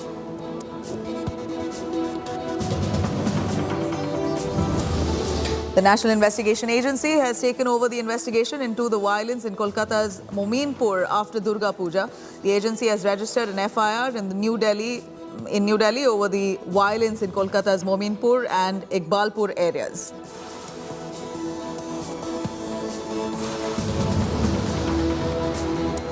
All right, coming up on the other side of a short break, after Jaya's death probe puts Sasikala in the dock now, Chinnamma denies charges, claims she never interfered in Jaya's treatment. More details on the other side. Stay with us.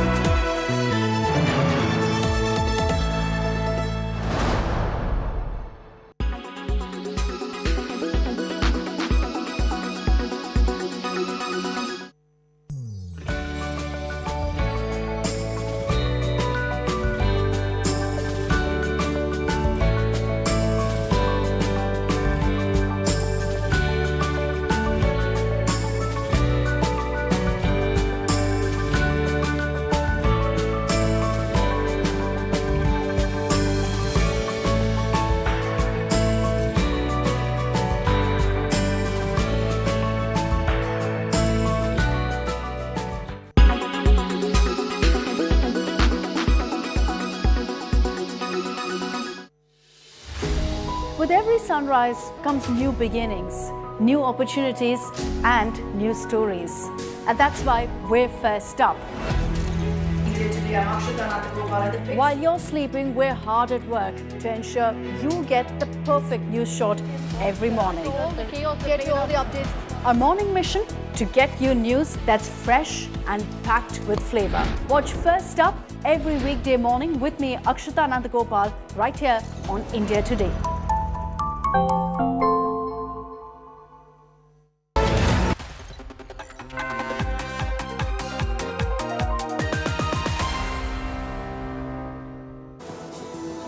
All right, now report on Tuticorin police firing slams Rajnikant's anti-social elements comment. In May 2018, 13 people were killed in police firing on the 100th day of protests against Sterlite Copper Smelter Factory. Retired Judge Aruna Jagdishan led an inquiry who has identified several discrepancies in the orders issued to the open fire to the crowds. In fact, Rajnikant had claimed that there was total failure of the state machinery, including intelligence and the police, had exceeded their limits and attacked protesters brutally.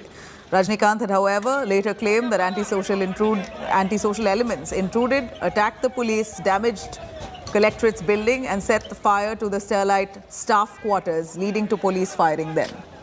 Rajnikant was also seen losing his temper while being questioned about his change of opinion. In fact, the report has said that a popular actor of the stature of Rajnikant was not expected to act on the spur of the moment and make baseless remarks. சமூக விரோதிகள் வந்து கெடுத்துட்டு police அடிச்சது அவங்க தான், collector office அடிச்சது அவங்க தான், அந்த குடியிருப்பை வந்து எரிச்சதும் அவங்க தான். எது அது எப்படி தெரியும் சொல்லி கேட்க வேண்டாம், எனக்கு தெரியும். அதான்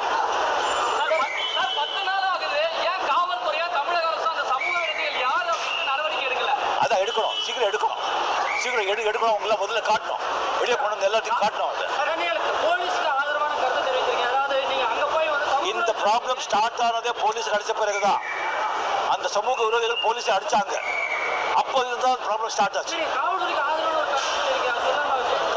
காவல்துறை யூனிஃபார்மில் யார் நடிச்சா கூட எப்போ ஒத்துக்க மாட்டேங்க நான். ஓகே வேற அது கேட்டு இருக்கா?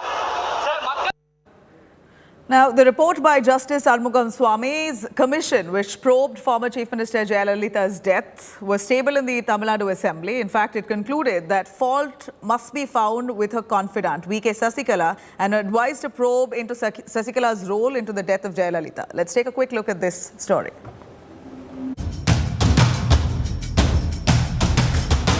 6 years after the death of former Tamil Nadu Chief Minister Jayalalitha, a judicial panel has submitted its report on the treatment given to the AIADMK Supremo. The Arumugam Swami Commission has recommended a probe against Jayalalitha's closest confidant for decades, V.K. Sasikala. Reacting to the panel report, Sasikala refuted all allegations and said that she is ready to face inquiry. The 480-page report tabled in the Tamil Nadu Assembly on Tuesday also indicates Sasikala's relative, Dr. K.S. Sivakumar, then Health Secretary J. Radhakrishnan, and then Health Secretary C. Vijay Bhaskar. The panel has underscored culpable lapses in Jayalalitha's death. The report noted that the treatment given to the former Chief Minister was shrouded in secrecy, and there was lack of transparency about her exact health condition. Not only that, there were no authentic and reliable disclosure of facts pertaining to the course of treatment given to her. The Stalin government says they will be consulting legal experts to decide on an investigation. Bureau Report, India Today. All right, there you have it. Sasikala now will be probed into Jayalalitha's death. In fact, this has been in the talks for a few years now, ever since Jayalalitha passed away. Her close confidant, Sasikala, has been doubted. There's been several allegations of some kind of foul play that may have gone behind Jayalalitha's death. And the only person who was really close to Jayalalitha at the point of her demise was Sasikala. So there are a few discrepancies which some of them have alleged within their own party itself, and a probe now is what's being demanded into Sasikala and into Jayalalitha's death, basically Sasikala's involvement in Jayalalitha's death. This of course will come as a jolt to Sasikala at this point, who's just about come out of prison in a money laundering case. All right, cutting to more news. A terrorist, Imran Bashir, who was arrested after killing 2 laborers from UP in a grenade blast in Shopian district, has been killed in an anti-terror operation in Jammu and Kashmir. The encounter has started between terrorists and security forces in Naugam areas of Shopian district after 78 hours of civilian killings in the district. Now, terrorist Bashir was killed by another terrorist during this operation. Incriminating material, including arms and ammunition, was seized from the encounter site. And in another development, LG Manoj Sinha has lashed out at the NC chief Farooq Abdullah's remarks on targeted killings. He hit out at Farooq, saying that majority of the killings took place when Farooq's party was in power in Jammu and Kashmir. Farooq has now blamed the revocation of special status of Jammu and Kashmir, the Article 370 purge, as the main reason behind the rise in targeted killings. Sir target killing लगातार कश्मीर में हो रही है sir, अभी भी कल 2 दिन पहले जो है कश्मीरी पंडित, ये कभी बंद नहीं होगा जब तक इंसाफ नहीं होगा, कभी बंद नहीं होगा। और इसको बंद करने के लिए जितनी भी शोर करते हैं, ये कहते हैं कि जहाँ बहुत सब कहते थे पहले 370 से ये हो रहा, आज तो 370 नहीं है, मेरी क्यों मृत्यु हो रही है, इसके जिम्मेदार कौन है बताइए मुझे। दुनिया में बताया जा रहा है कि हालात हमने बेहतर कर दिए, अगर वो बेहतर कर दिया तो फिर फटेद बेचारा मारा नहीं जाता, कहाँ है हालत बेहतर। सवाल उठाया जा रहा है कि 370 हटने के बाद कहा गया था कि आतंकवाद समाप्त हो जाएगा। मैं कहना चाहता हूं कि अगर आंकड़ों को देखेंगे तो काफी कमी आई है। यह सच है कि कुछ निर्दोष लोगों की हत्या हुई है, लेकिन यह भी सच है कि जो इकोसिस्टम लंबे समय से बनाया गया था और जानबूझ करके बनाया गया था, चाहे वो व्यापार में हो, सरकारी तंत्र में हो, उसको खत्म करने की हर पुरजोर कोशिश हो रही। प्रशासन का एक ही मंत्र है कि बेगुनाह को छेड़ो मत और गुनहगार को छोड़ो मत। All right, now China is at it yet again, blocking another bid to sanction Pakistan-based terrorists. China has now put a hold on India's bid to list Pakistan-based Lashkar-e-Taiba terrorist Shahid Mahmood as a global terrorist at the United Nations. This is not the first time that China has blocked India's bid to sanction or blacklist Pakistan-based terrorists. This year alone, China has blocked at least 4 of India and the United States sanctioned bid at the United Nations. This includes the move to designate India's most wanted terrorist and main handler in the 26/11 Mumbai terror attacks, Sajid Mir, in June this year. China also placed a technical hold on a US-backed proposal to blacklist Abdul Rauf Azhar, the brother of Jaish-e-Mohammed chief Masood Azhar.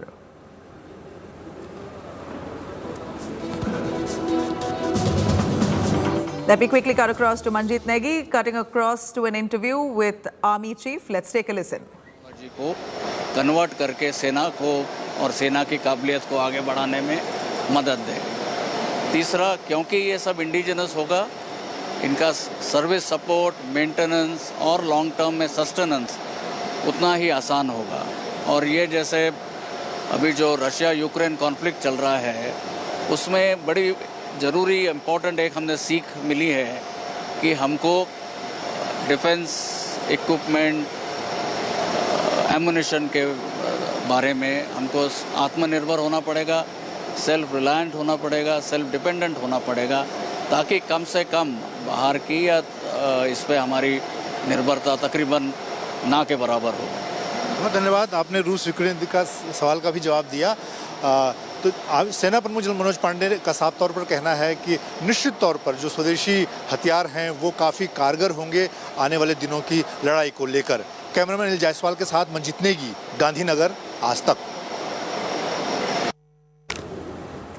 All right, we're going to try and get what the Army Chief said extensively yet again.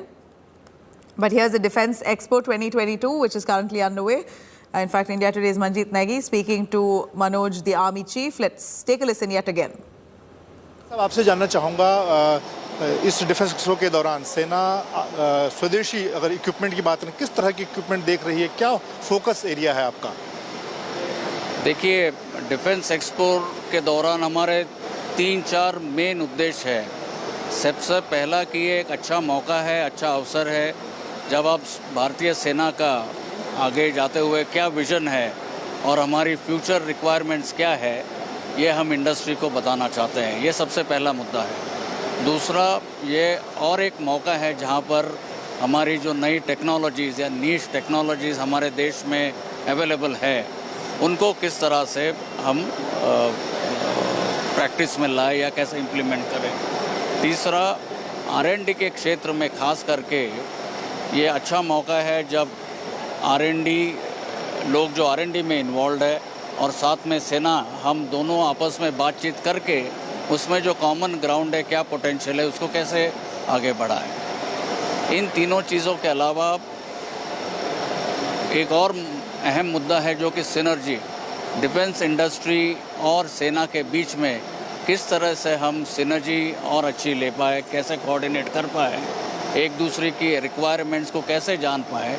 तो ये भी हम इस 2-3 दिन के दौरान achieve करना चाहेंगे। और अंत में, जैसे आपने आज सुना, इंडिया अफ्रीका डिफेंस डायलॉग भी इस डेफ एक्सपो के साथ साथ चल रहा है। तो मेरी समझ में ये अच्छा मौका है हमारे को डिफेंस कोऑपरेशन बाकी देशों के साथ, खास करके अफ्रीका के देशों के साथ, इनको कैसे आगे बढ़ाया जाए और उनकी जो रिक्वायरमेंट्स है, इक्विपमेंट या डिफेंस रिक्वायरमेंट्स, वो भी इस डेफ एक्सपो के ज़रिए प्राइवेट इंडस्ट्री के लिए भी मेरी समझ में एक अच्छा मौका है, ताकि वो भी उसमें भाग ले सके।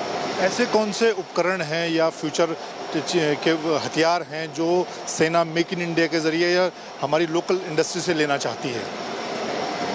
तो इसको मैं 2 हिस्सों में बताऊंगा। एक तो है जो हमारी कन्वेंशनल लड़ाई या कन्वेंशनल वॉरफेयर के लिए जो हमको कैपेबिलिटी ज़रूरत है, जिसमें कि आर्टिलरी गन्स है, कोई एयर डिफेंस गन्स है, हमारे स्मॉल आर्म्स एमुनेशन, तो ये हम एक कैटेगरी में देखना चाह रहे हैं।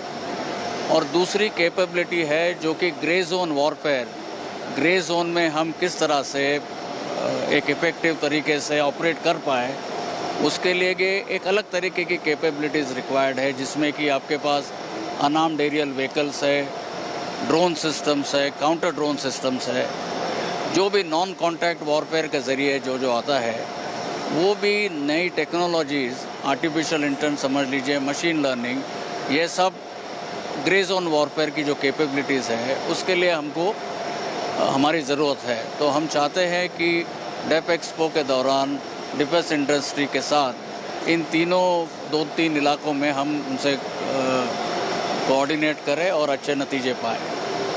प्रधानमंत्री लगातार कहते रहे हैं कि जो फ्यूचर की लड़ाइयाँ होंगी, जो जंग होंगी, ऑपरेशन होंगे, उन्हें हमें वो स्वदेशी हमारे जो मेक इन इंडिया वेपन होंगे उनके ज़रिए ही हमें लड़ना चाहिए या उनसे लड़ाई होगी। आप क्या सोचते हैं किस तरह से ये चीज़ें आगे बढ़ेंगी? नहीं, ये ज़रूरी है और सबसे अहम मुद्दा है कि यदि हम इंडिजिनस वेपन्स या इंडिजिनस इक्विपमेंट के साथ लड़े, यदि हमारे जवानों के हाथों में ये इंडिजिनस इक्विपमेंट है, तो मुझे लगता है एक वो बड़ा स्फूर्तिदायक, एक भरोसादायक और एक बड़ी बात है। It's a matter of pride and confidence that our soldiers will have indigenous equipment, और उसी दिशा में हम आगे कार्यरत हैं। इसके और 2-3 फ़ायदे हैं। सबसे इम्पोर्टेंट ये है कि जो हमारी रिक्वायरमेंट्स है, जो कि हमारी ऑपरेशनल कंडीशंस हमारी टेरेन के लिए है, वो हम बड़ी आसानी से हमारे डिफेंस इंडस्ट्री को समझा सकते हैं और वो समझ भी सकते हैं। दूसरी बात है नई टेक्नोलॉजी को लिवरेज करना, वो किस तरह से, ये मुझे लगता है स्टार्टअप्स के लिए, इंडस्ट्री के लिए अच्छा मौका है कि किस तरह से आप नई टेक्नोलॉजी को कन्वर्ट करके सेना को और सेना की काबिलियत को आगे बढ़ाने में मदद दें। तीसरा, क्योंकि ये सब इंडिजिनस होगा, इनका सर्विस सपोर्ट, मेंटेनेंस और लॉन्ग टर्म में सस्टेनेंस उतना ही आसान होगा। और ये जैसे अभी जो रशिया यूक्रेन कॉन्फ्लिक्ट चल रहा है, उसमें बड़ी ज़रूरी इम्पोर्टेंट एक हमने सीख मिली है कि हमको डिफेंस इक्विपमेंट, एमुनिशन के बारे में हमको आत्मनिर्भर होना पड़ेगा, सेल्फ रिलायंट होना पड़ेगा, सेल्फ डिपेंडेंट होना पड़ेगा, ताकि कम से कम बाहर की या इस पे हमारी निर्भरता तकरीबन ना के बराबर हो। बहुत धन्यवाद, आपने रूस यूक्रेन का सवाल का भी जवाब दिया। तो सेना प्रमुख जनरल मनोज पांडे का साफ तौर पर कहना है कि निश्चित तौर पर जो स्वदेशी हथियार हैं वो काफ़ी कारगर होंगे आने वाले दिनों की लड़ाई को लेकर। कैमरामैन अनिल जायसवाल के साथ मंजीत नेगी, गांधीनगर, आज तक। All right, we're going to slip into a short break. On the other side, stay with us as the standout shows of the Fashion Week. We're going to take you through snippets of that special report after a short break.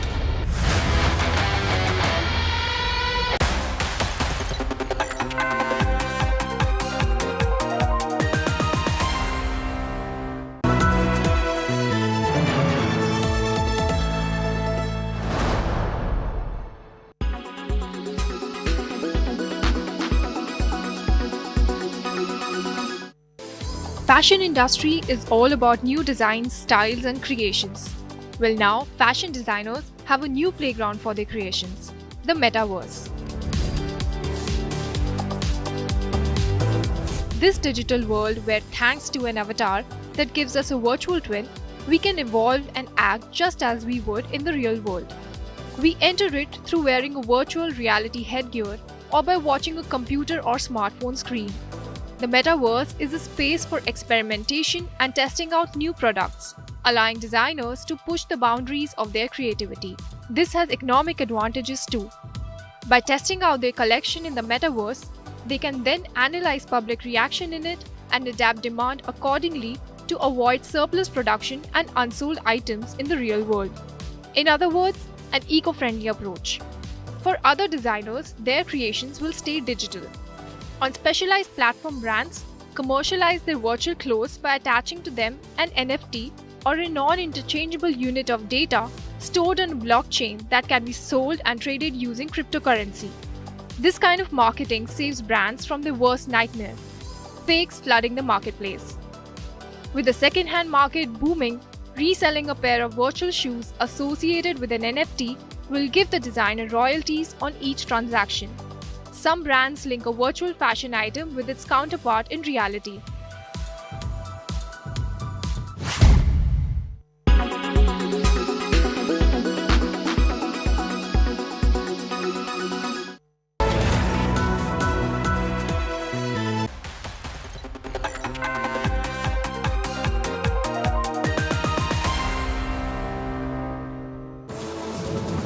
All right, the FTCI Lakme Fashion Week 2022 has turned out to be quite a glam affair indeed, with B-Town celebrities shining in uber stylish outfits. Let's take a quick look at what panned out in day 4.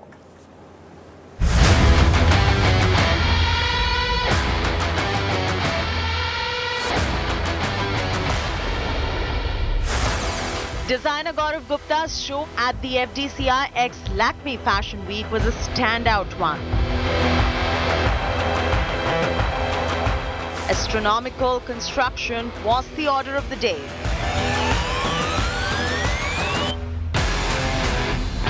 The craftsmanship, form and design innovation was signature Gaurav Gupta.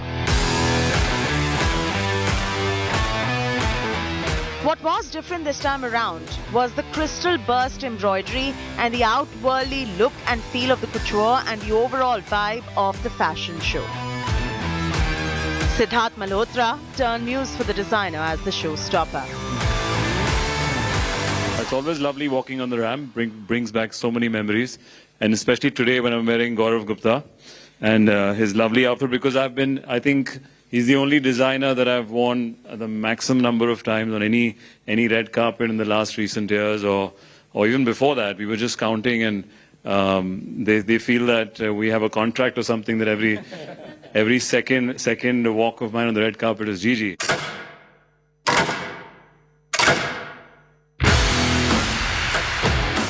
Amit Agarwal, the design innovator, presented his collection Onyx that reflected a state of utmost speed. The colors included a dynamic blur of blacks, whites and silvers. The collection showcased movement, which is seen a lot in Amit Agarwal's work. I think what this collection truly celebrates is the movement between the black and white, which kind of, has the million patterns of checks, glitches, the million grays that make all of us. And I think that this collection primarily celebrates that. It is the gray in all of us that we kind of shy away from speaking about. And Onyx is all about the human celebration. Right from his play of colors, to the forms, to the set design, innovation was at the heart of this showcase.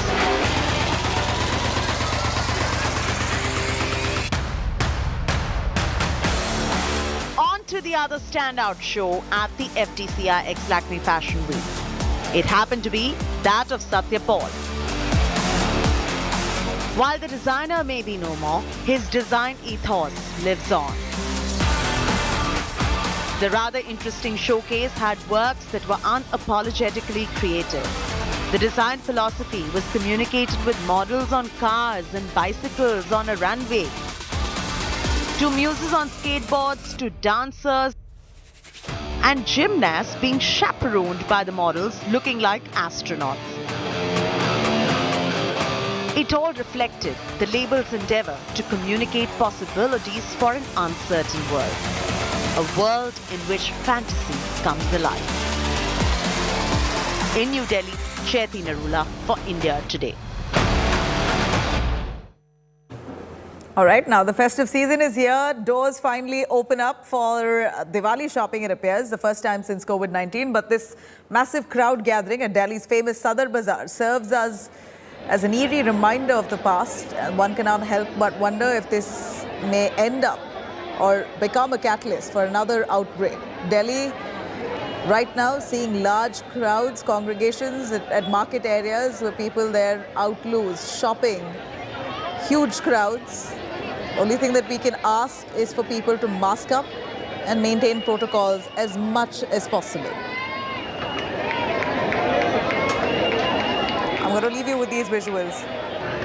Going to come back with the top news on the other side.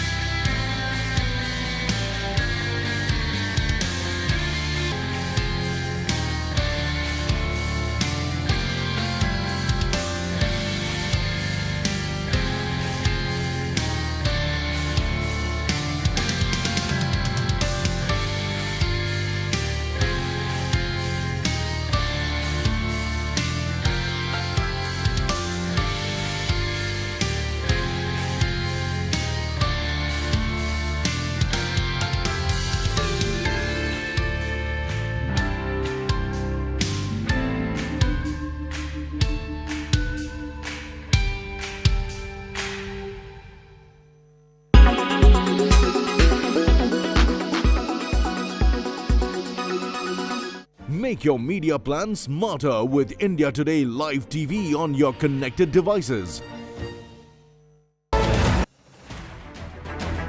I don't read the news. I read between the lines to tell you the true version of events. The true story of our times. To document grief, the toughest assignment for any journalist to be. From those who matter. Women politicians going to stick up for each other. Of those who should matter. I document the truth. I don't distort the truth. I don't glamorize the truth. I don't gloss over the truth. The ghosts of India's contentious medieval history have come knocking again. I hustle for the truth. On the ground, in the newsroom, in the studio. I don't try to grab eyeballs. I inform you to make you see the point. To the Point with Preeti Chaudhary. At these times, only on India Today. Co-powered by RK Marble, Khoobsurat Imandari. In association with JioMart, Har Ghar Ka Mart. Presented by Dhool Aaye Par Ghar Pe Na Tik Paaye.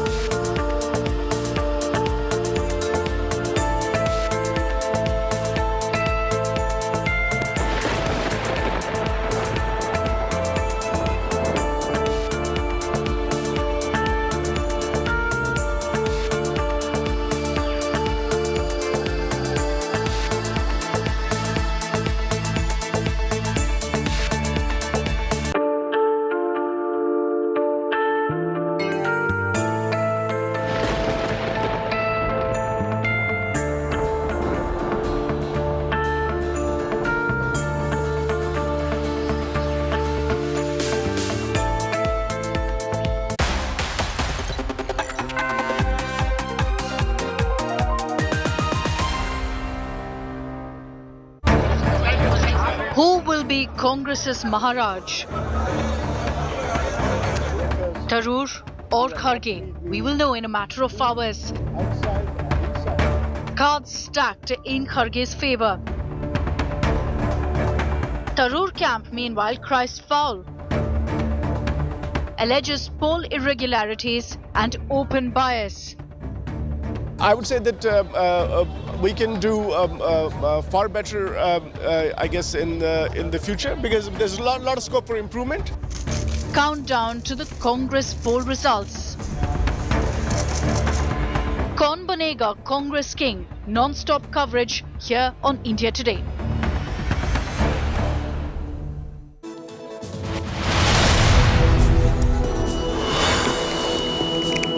As Congress is all set to get a new president, Tharoor camp alleges bias. Shoots off a letter. Shashi Tharoor writes a letter to the Congress poll body claiming that voting irregularities have been found in Uttar Pradesh.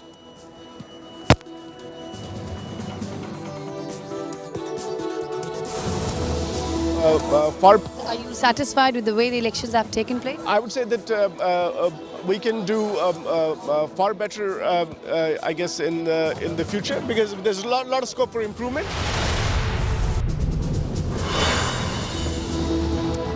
Inaugurates Defence Expo 2022, launches Made in India trainer aircraft. HTT-40 unveils path to pride military strength.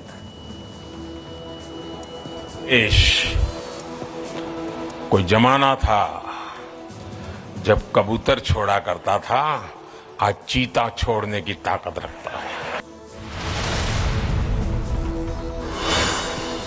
A Pak tango to shield terrorists exposed. Beijing puts India and America's proposal to list LET terrorists as a global terrorists. Currently, the process itself has been put on hold.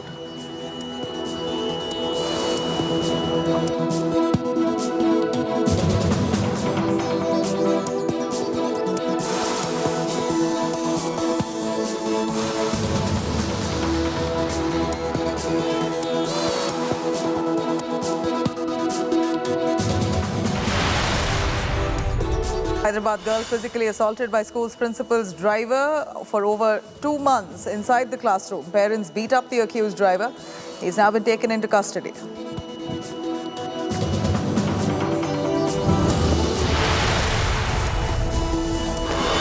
DMK versus AIADMK street war in Chennai. E. Palniswamy stages a hunger strike over Speaker's decision of rejecting his deputy opposition leader candidacy. Gets detained.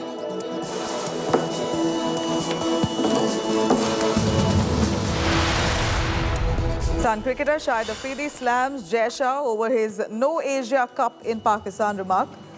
Pakistan board threatens to skip World Cup 2023 in India.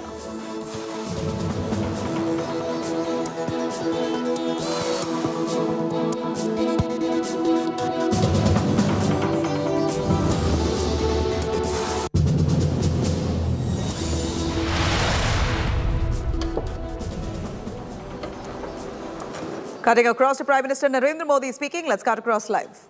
आता है उसका big data analysis, machine learning, artificial intelligence, video wall और ऐसी तकनीक से विश्लेषण किया जाता है.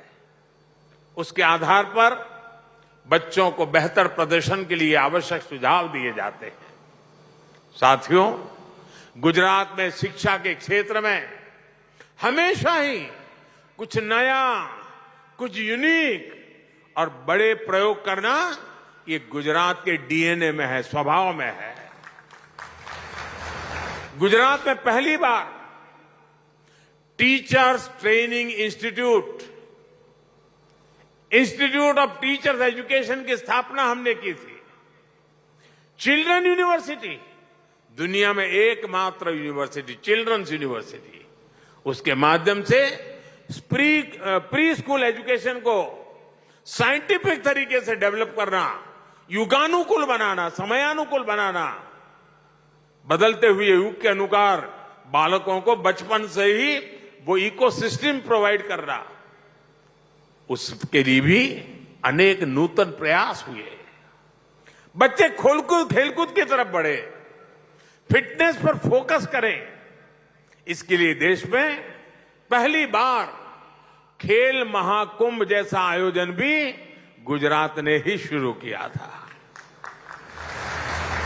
और उस खेल महाकुंभ का अनुभव देखिए.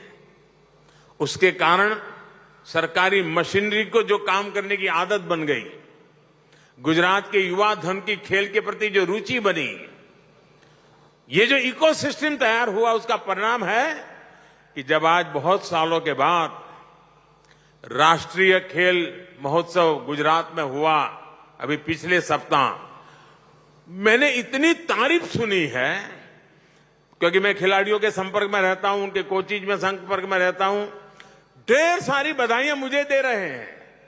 मैंने कहा भैया बधाइयां मुझे न दो, आप गुजरात के मुख्यमंत्री और गुजरात सरकार को दीजिए, ये सारा उनका पुरुषार्थ है, उनका परिश्रम है, जिनके कारण इतना बड़ा देश का खेल उत्सव हुआ।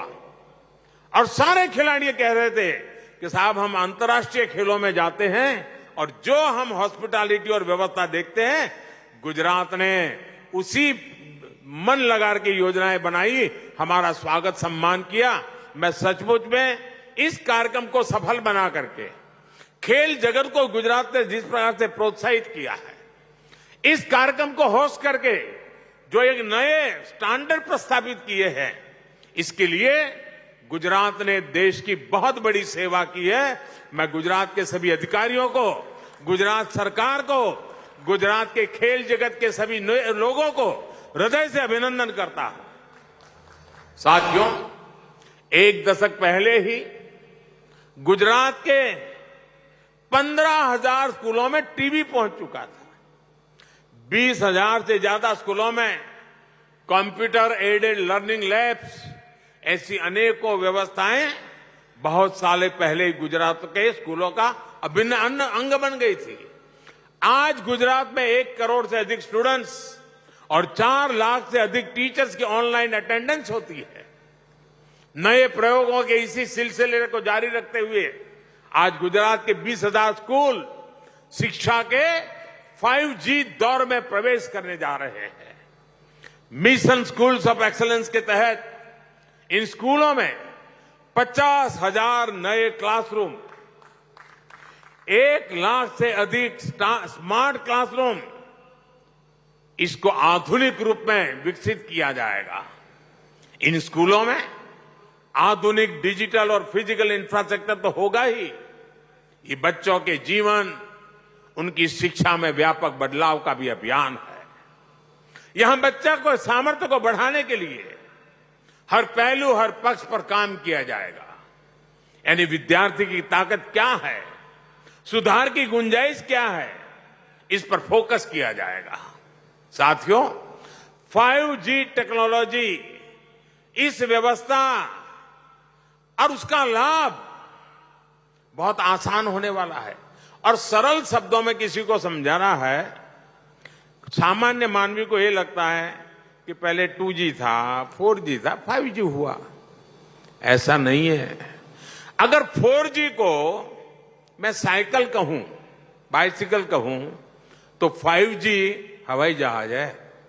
इतना फर्क है।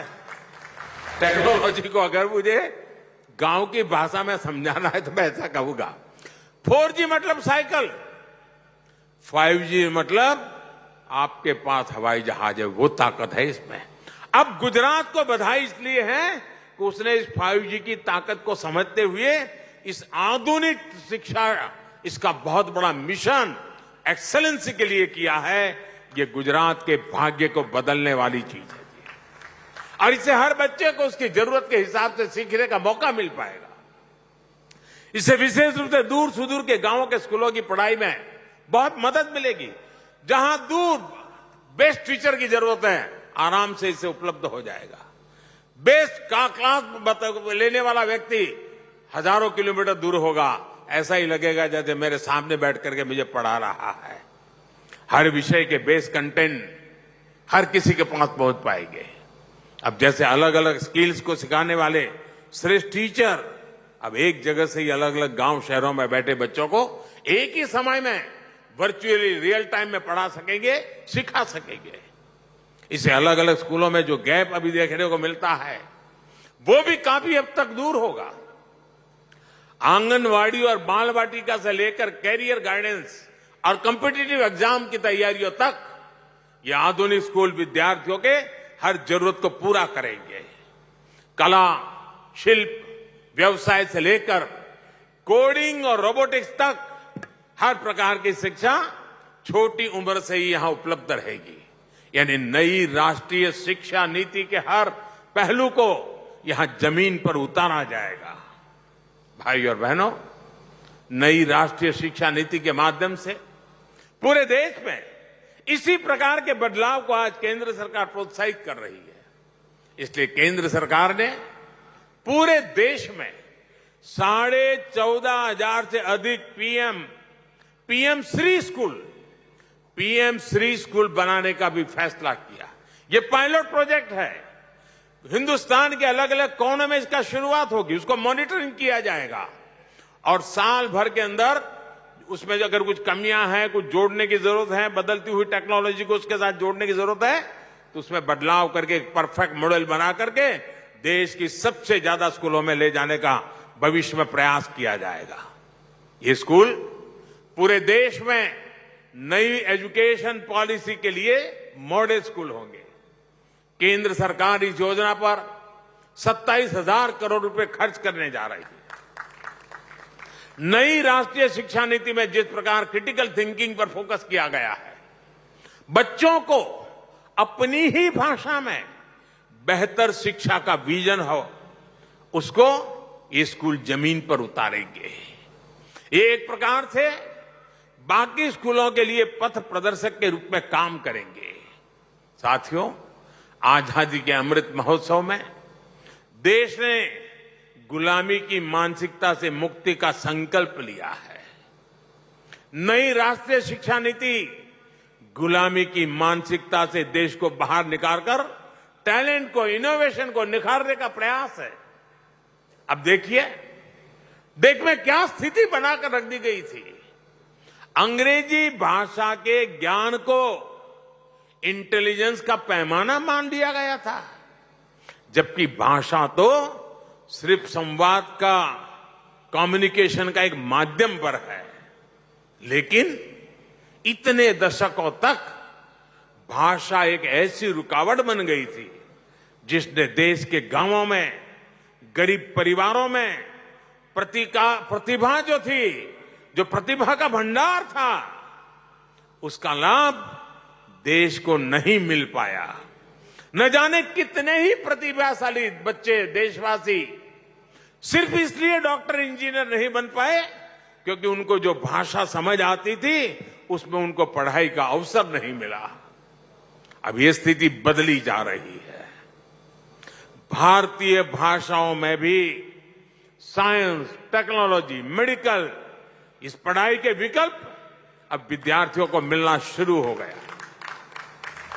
गरीब मां पण છોકરાને અંગ્રેજી શાળામાં ન ભણાવી શકી હોય તો પણ દીકરા દીકરીને ડોક્ટર બનાવવાનું સપનું જોઈ શકે છે અને એની માની ભાષામાં એ બાળક ડોક્ટર પણ બની શકે, એ દિશામાં આપણે કામ કરીએ છીએ જેથી ગરીબના ઘરમાં પણ ડોક્ટર તૈયાર થાય। गुजराती सहित अनेक भारतीय भाषाओं में पाठ्यक्रम बनाने के लिए प्रयास चल रहे हैं। ये विकसित भारत के लिए सबके प्रयास का समय है। देश में ऐसा कोई नहीं होना चाहिए जो किसी भी कारण से छूट जाए। यदि नई नेशनल एजुकेशन पॉलिसी की स्पिरिट है और इसी स्पिरिट को आगे बढ़ाना है। साथियों, शिक्षा पुरातन काल से ही भारत के विकास की धुरी रही है। हम स्वभाव से ही नॉलेज के, ज्ञान के समर्थक रहे हैं और इसलिए हमारे पूर्वजों ने ज्ञान विज्ञान में पहचान बनाई। सैकड़ों वर्ष पहले दुनिया की सर्वश्रेष्ठ यूनिवर्सिटीज बनाई, विशालतम लाइब्रेरी स्थापित की। हालांकि फिर एक दौर आया जब आक्रांताओं ने भारत की संप्रदा को तबाह करने का अभियान छेड़ा, लेकिन शिक्षा को, उस विषय में भारत ने अपने मजबूत इरादों को न छोड़ा, मजबूत आग्रह को कभी नहीं छोड़ा। जुल्म सहे लेकिन शिक्षा का रास्ता नहीं छोड़ा। यही कारण है आज भी ज्ञान विज्ञान की दुनिया में, इनोवेशन में हमारी अलग पहचान है। आजादी के अमृत काल में अपनी प्राचीन प्रतिष्ठा को वापस लाने का अवसर है। भारत के पास दुनिया की श्रेष्ठ नॉलेज इकोनॉमी बनने का भरपूर सामर्थ्य पड़ा है, अवसर भी इंतजार कर रहे हैं। 21वीं सदी में साइंस से जुड़ी, टेक्नोलॉजी से जुड़े अधिकांश इनोवेशन, अधिकांश इन्वेंशन भारत में ही होंगे। और मैं जब कहता हूं, उसका कारण मेरे देश के नौजवानों पर, मेरे देश के नौजवानों के टैलेंट पर मेरा भरोसा है। इसलिए ये कहने का मैं साहस कर रहा हूं। इसमें भी गुजरात के पास बहुत बड़ा अवसर है। अभी तक गुजरात की पहचान क्या थी? हम व्यापारी, कारोबारी, एक जगह से माल लेते थे, दूसरी जगह पे बेचते थे और बीच में दलाली से जो मिलता था उससे रोजी रोटी कमाते थे। उसमें से बाहर निकल के गुजरात धीरे धीरे मैन्युफैक्चरिंग के क्षेत्र में अपना नाम कमाने लगा। और अब 21वीं सदी में गुजरात देश के नॉलेज हब के रूप में, इनोवेशन हब के रूप में विकसित हो रहा है। मुझे विश्वास है कि गुजरात सरकार का मिशन स्कूल्स ऑफ एक्सीलेंस इसी स्पिरिट को बुलंद करेगा। साथियों, मुझे इस अत्यंत महत्वपूर्ण कार्यक्रम में आज आने का मौका मिला। अभी 1 घंटे पहले मैं देश की रक्षा शक्ति वाले कार्यक्रम से जुड़ा था। घंटे भर के बाद देश की, गुजरात की ज्ञान शक्ति के इस कार्यक्रम में जुड़ने का अवसर मिला है। और यहां से अभी जा रहा हूं जूनागढ़, फिर राजकोट, वहां समृद्धि के क्षेत्र को छूने का मुझे प्रयास करने का अवसर मिलेगा। साथियों, एक बार फिर मैं गुजरात के विद्या जगत को, गुजरात की भावी पीढ़ी को, उनके माता पिता को आज इस महत्वपूर्ण अवसर पर, यह महत्वपूर्ण अवसर है साथियों, इसके लिए अनेक अनेक शुभकामनाएं देता हूं। भूपेंद्र भाई और उनकी टीम को हृदय से बहुत बहुत बधाई देता हूं। धन्यवाद।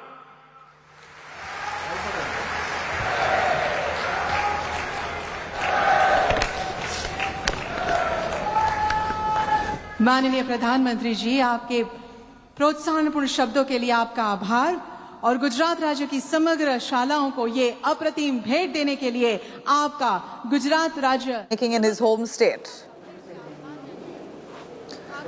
Prime Minister Narendra Modi in Gujarat, the pole pitch that he's making in his home state, Gujarat. Speaking of the development in the state over the years, the progress that Gujarat has seen, and a big push by the Prime Minister for digital education in Gujarat.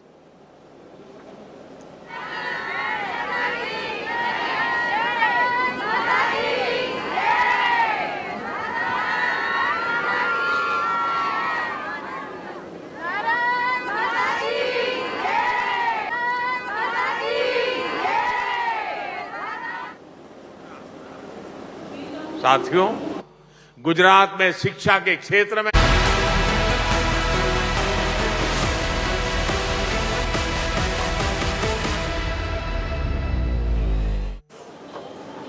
All right, there we have all the excitement building up over who's going to be the next Congress president. While the process has just begun, there are already aspersion cast on the process of the election, whether this was free and fair. Preeti Chaudhary, who's on ground, bringing us the latest. Preeti, over to you.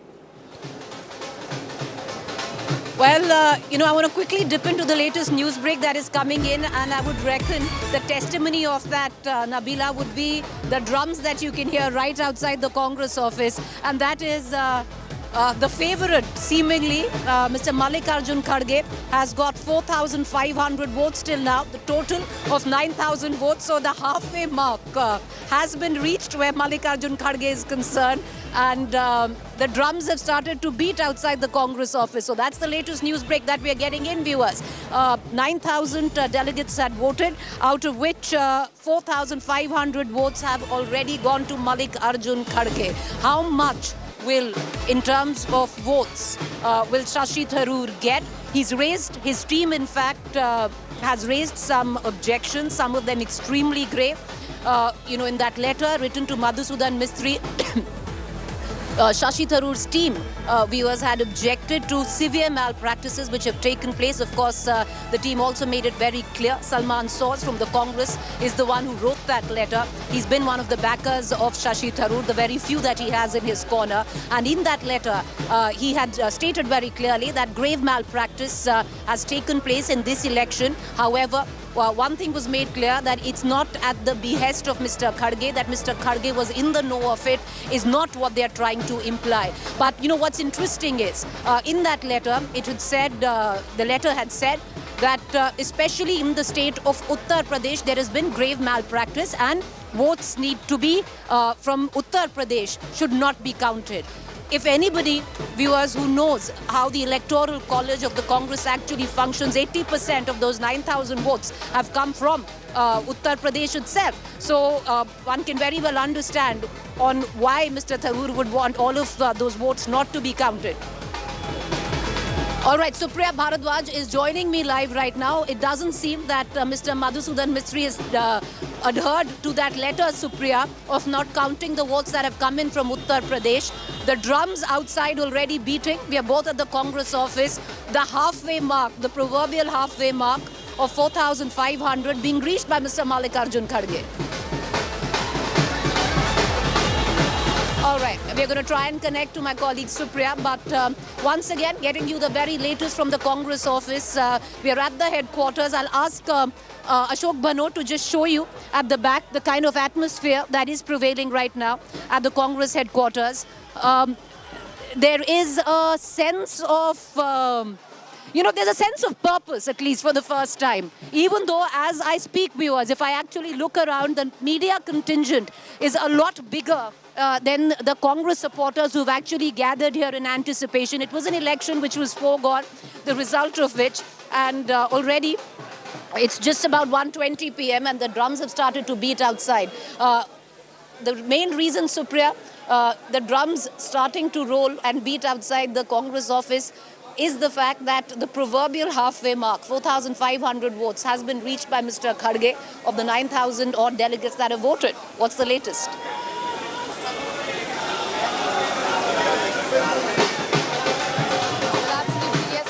Preeti, 4,500 votes have been polled in favor of Mr. Kharge. If outside Dol Nagaras is going on, inside also people are ready with the Dol and Nagaras.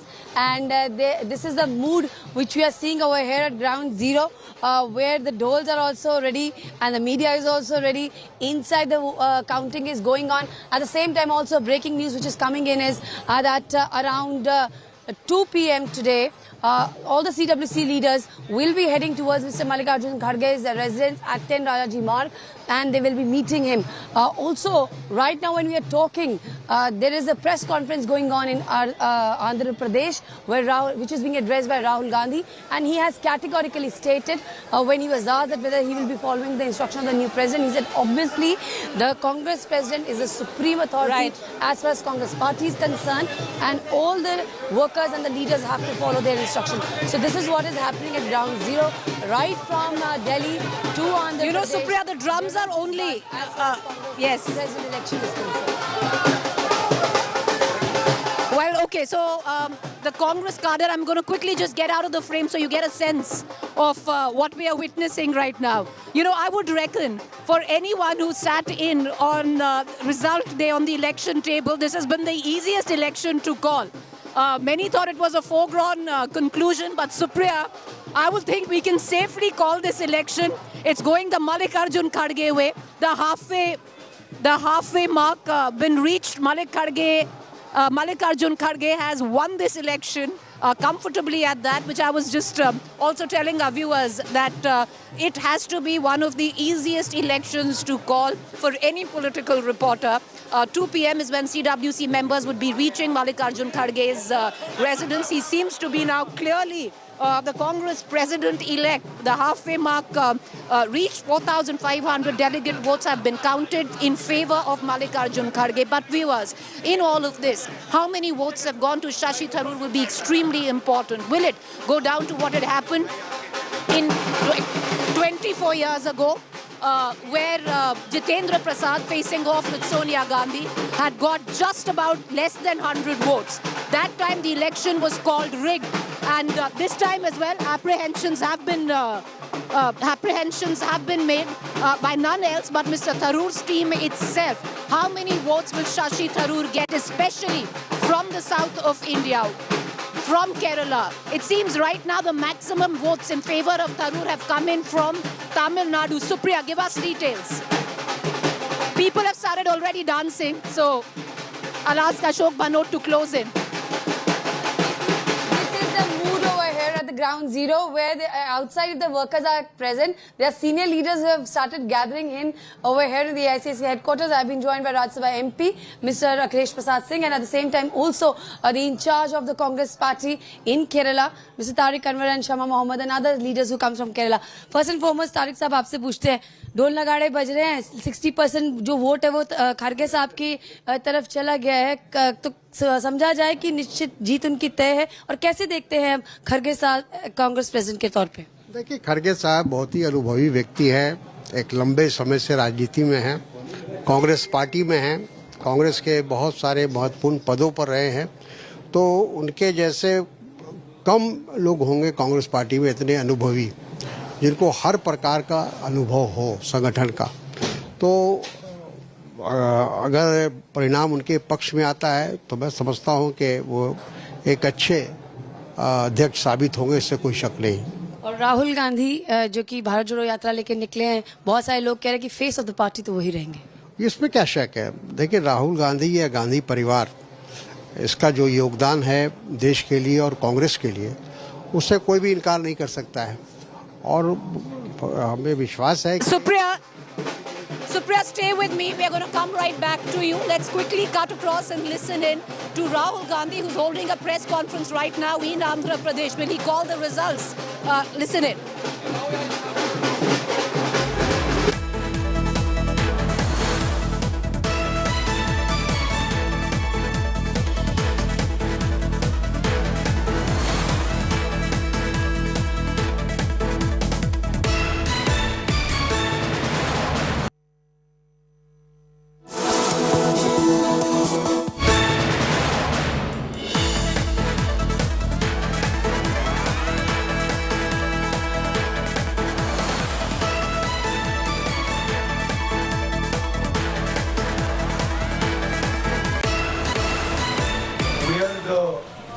Only political party in the country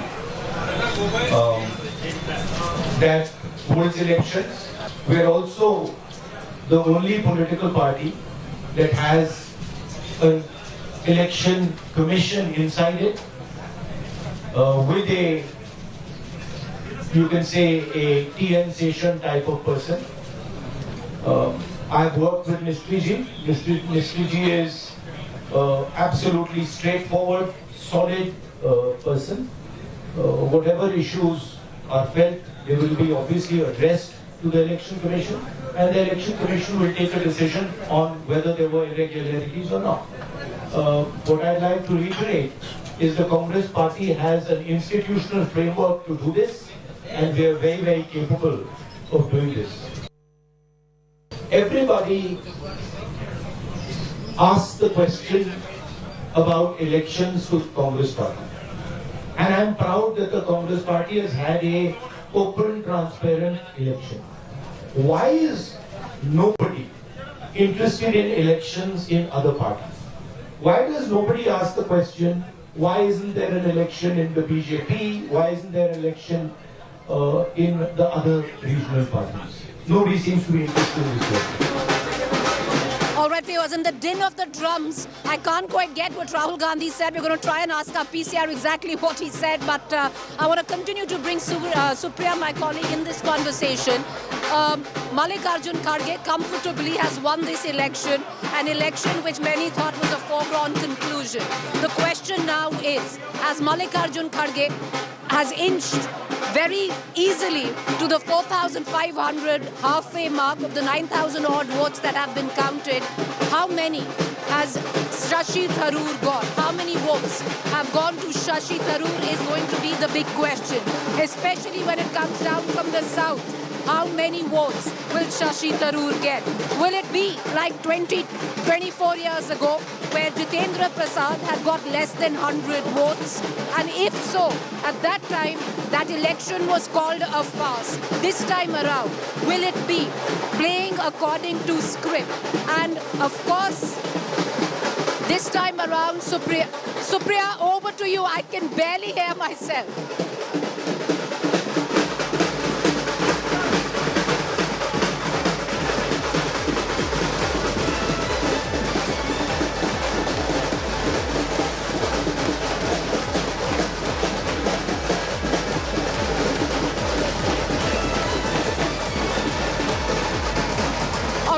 I can barely hear my colleague Supriya, but viewers, it's a festive atmosphere because even though for many of the cadre that we spoke to that have gathered here, it might be an election which clearly seems to be, even before the voting, the results were very clear in favor of Mr. Kharge.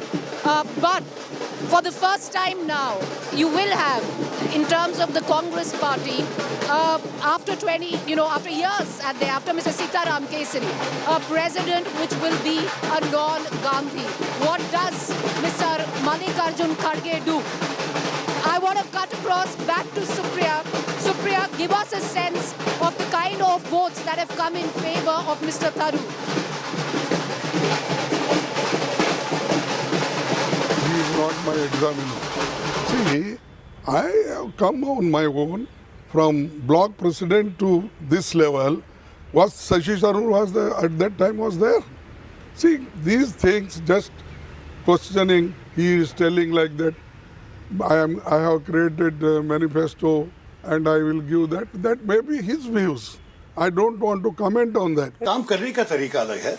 Kharge साहब तो बहुत senior नेता है, मैं बहुत इज्जत देता हूं उनको, लेकिन मैं तो जो काम किया हूं और मेरी तरीका अलग होगा. और मैं जो ये मैनिफेस्टो पत्रिका में किए, मैंने कहा कि इलेक्शन के अगले दिन अगर मैं जीता तो मैं इसी मैनिफेस्टो के ऊपर ही सारे एक्शन ले लेंगे और कांग्रेस वर्किंग कमेटी का चुनाव मैं मांगूंगा. और हमारी पार्टी को जरा से जैसे मैंने कहा एक नई ऊर्जा भी लेके आना चाहिए, क्योंकि सब लोग को लगना चाहिए कि देखिए परिवर्तन हो रहा है, बदलाव हो रहा है. हम इस पार्टी के साथ 2024 में लड़ने के लिए तैयार है. ऐसे औपचारिक पदों पर लोग हैं जिन्होंने खुला समर्थन खड़गे साहब को दे दिया. रमेश चेन्नई अभी भी उनके साथ के समर्थन में कभी प्रतीक्षा नहीं की. आपको पता है कि कोई भी सिस्टम में तो एक एस्टैब्लिशमेंट होता है जो नेतृत्व में है, जिनके पास ऑफिशियल टाइटल्स होते हैं, जो इंचार्ज है, जनरल सेक्रेटरी है, पीसीसी चीफ है, सीएलपी लीडर. इस किस्म के लोगों को नेचुरली सिस्टम के ऊपर जो बैठे हैं वो तो बदलाव क्यों मांगेंगे. तो मैं ज्यादा प्रतीक्षा नहीं की. फिर भी कुछ सीनियर लीडर्स मुझे मेरे नॉमिनेशन पत्रिके पे दस्तखत किए हैं, लेकिन ये नहीं है. मैं सिर्फ ये कहूंगा कि मैं ज्यादा कार्यकर्ताओं की आवाज उठाने के लिए आया हूं. और वहां मैं आपको कह सकता हूं कि मुझे हर रोज बहुत लोग मिलने आ रहे हैं, फोन कर रहे हैं, और कई लोग कह रहे हैं कि देखिए हमें तो खोल के दिखाना मुश्किल है क्योंकि पार्टी पता नहीं कि कुछ होगा या कोई नेता को पसंद नहीं होंगे, लेकिन जब वोट डालेंगे हम आपके साथ.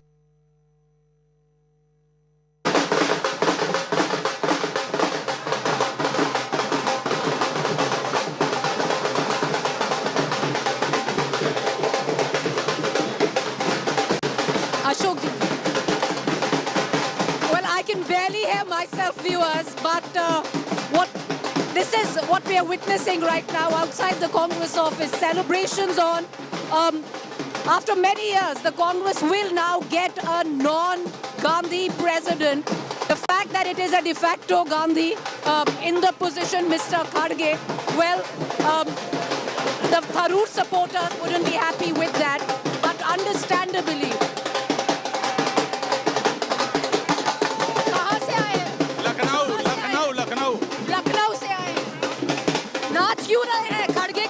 खड़गे जी के साथ समर्थक है.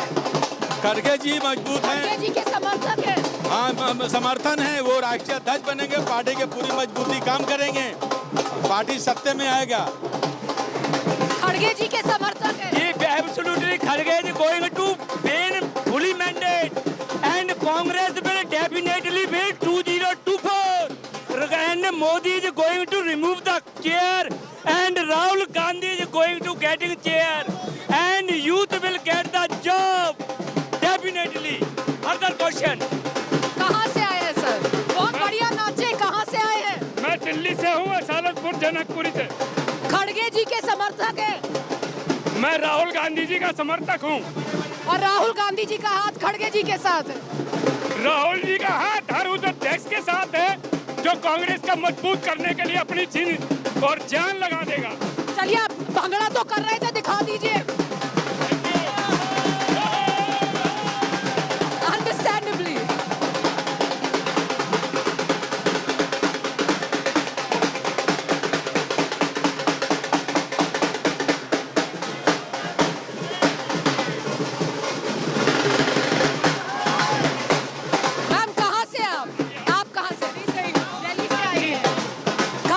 की समर्थक है। जीत जिसकी भी हो, हमें रिजल्ट नहीं पता जब तक डिक्लेयर नहीं हो जाता है। तो जब तक डिक्लेयर नहीं हो रहा है तब तक क्लियर हो गया है? नहीं, अभी नहीं हुआ है। 4500 वोट तो मिल गए खड़गे, हाफवे मार्क हो गया। ऐसा नहीं है, जब वोट हुआ है तो काउंटिंग मस्ट है। काउंटिंग के बाद रिजल्ट का इंतजार करना हमारा फर्ज है। तब तक नाच रहे हैं। किसके समर्थक है? समर्थन में किसी के नहीं है। पार्टी को एक नया अध्यक्ष मिलने जा रहा है, फिर नए तरीके से काम होगा। पिछले 24 सालों से मैडम ने संभाला है, तो वो माँ है। अब देखते हैं कि कोई पिता के रूप में या बड़े भाई के रूप में कौन मिलता है। कहाँ से आई हैं? मैं दिल्ली से डेलीगेट हूँ। दिल्ली से आई हैं। खुश हैं कि चुनाव हुए हैं? See, in Congress party, this is not a first election. There are many elections in past also. Whether it's a Sitaram Kesri and Subhash Chandra Bose wala election. So it's not a new election in Congress party. Yes, consensus is the best option.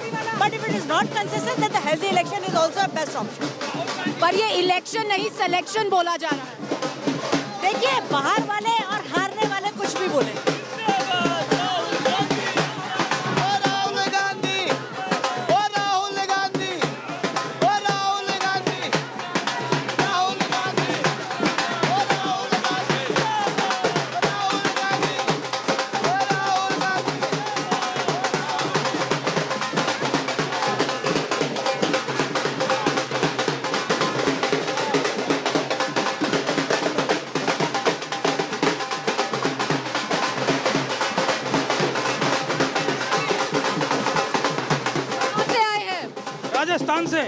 Rajasthan से आए हैं। आज यहाँ पर क्यों आए हैं? आज यहाँ पर एक कांग्रेस में जश्न का माहौल है। कांग्रेस को चुना हुआ राष्ट्रीय अध्यक्ष मिलने वाला है। खड़गे जी के सपोर्टर हैं। खड़गे जी अध्यक्ष बनने वाले हैं और इससे बड़ी कोई खुशी नहीं लोकतांत्रिक प्रक्रिया से अध्यक्ष। I want to over to Supriya.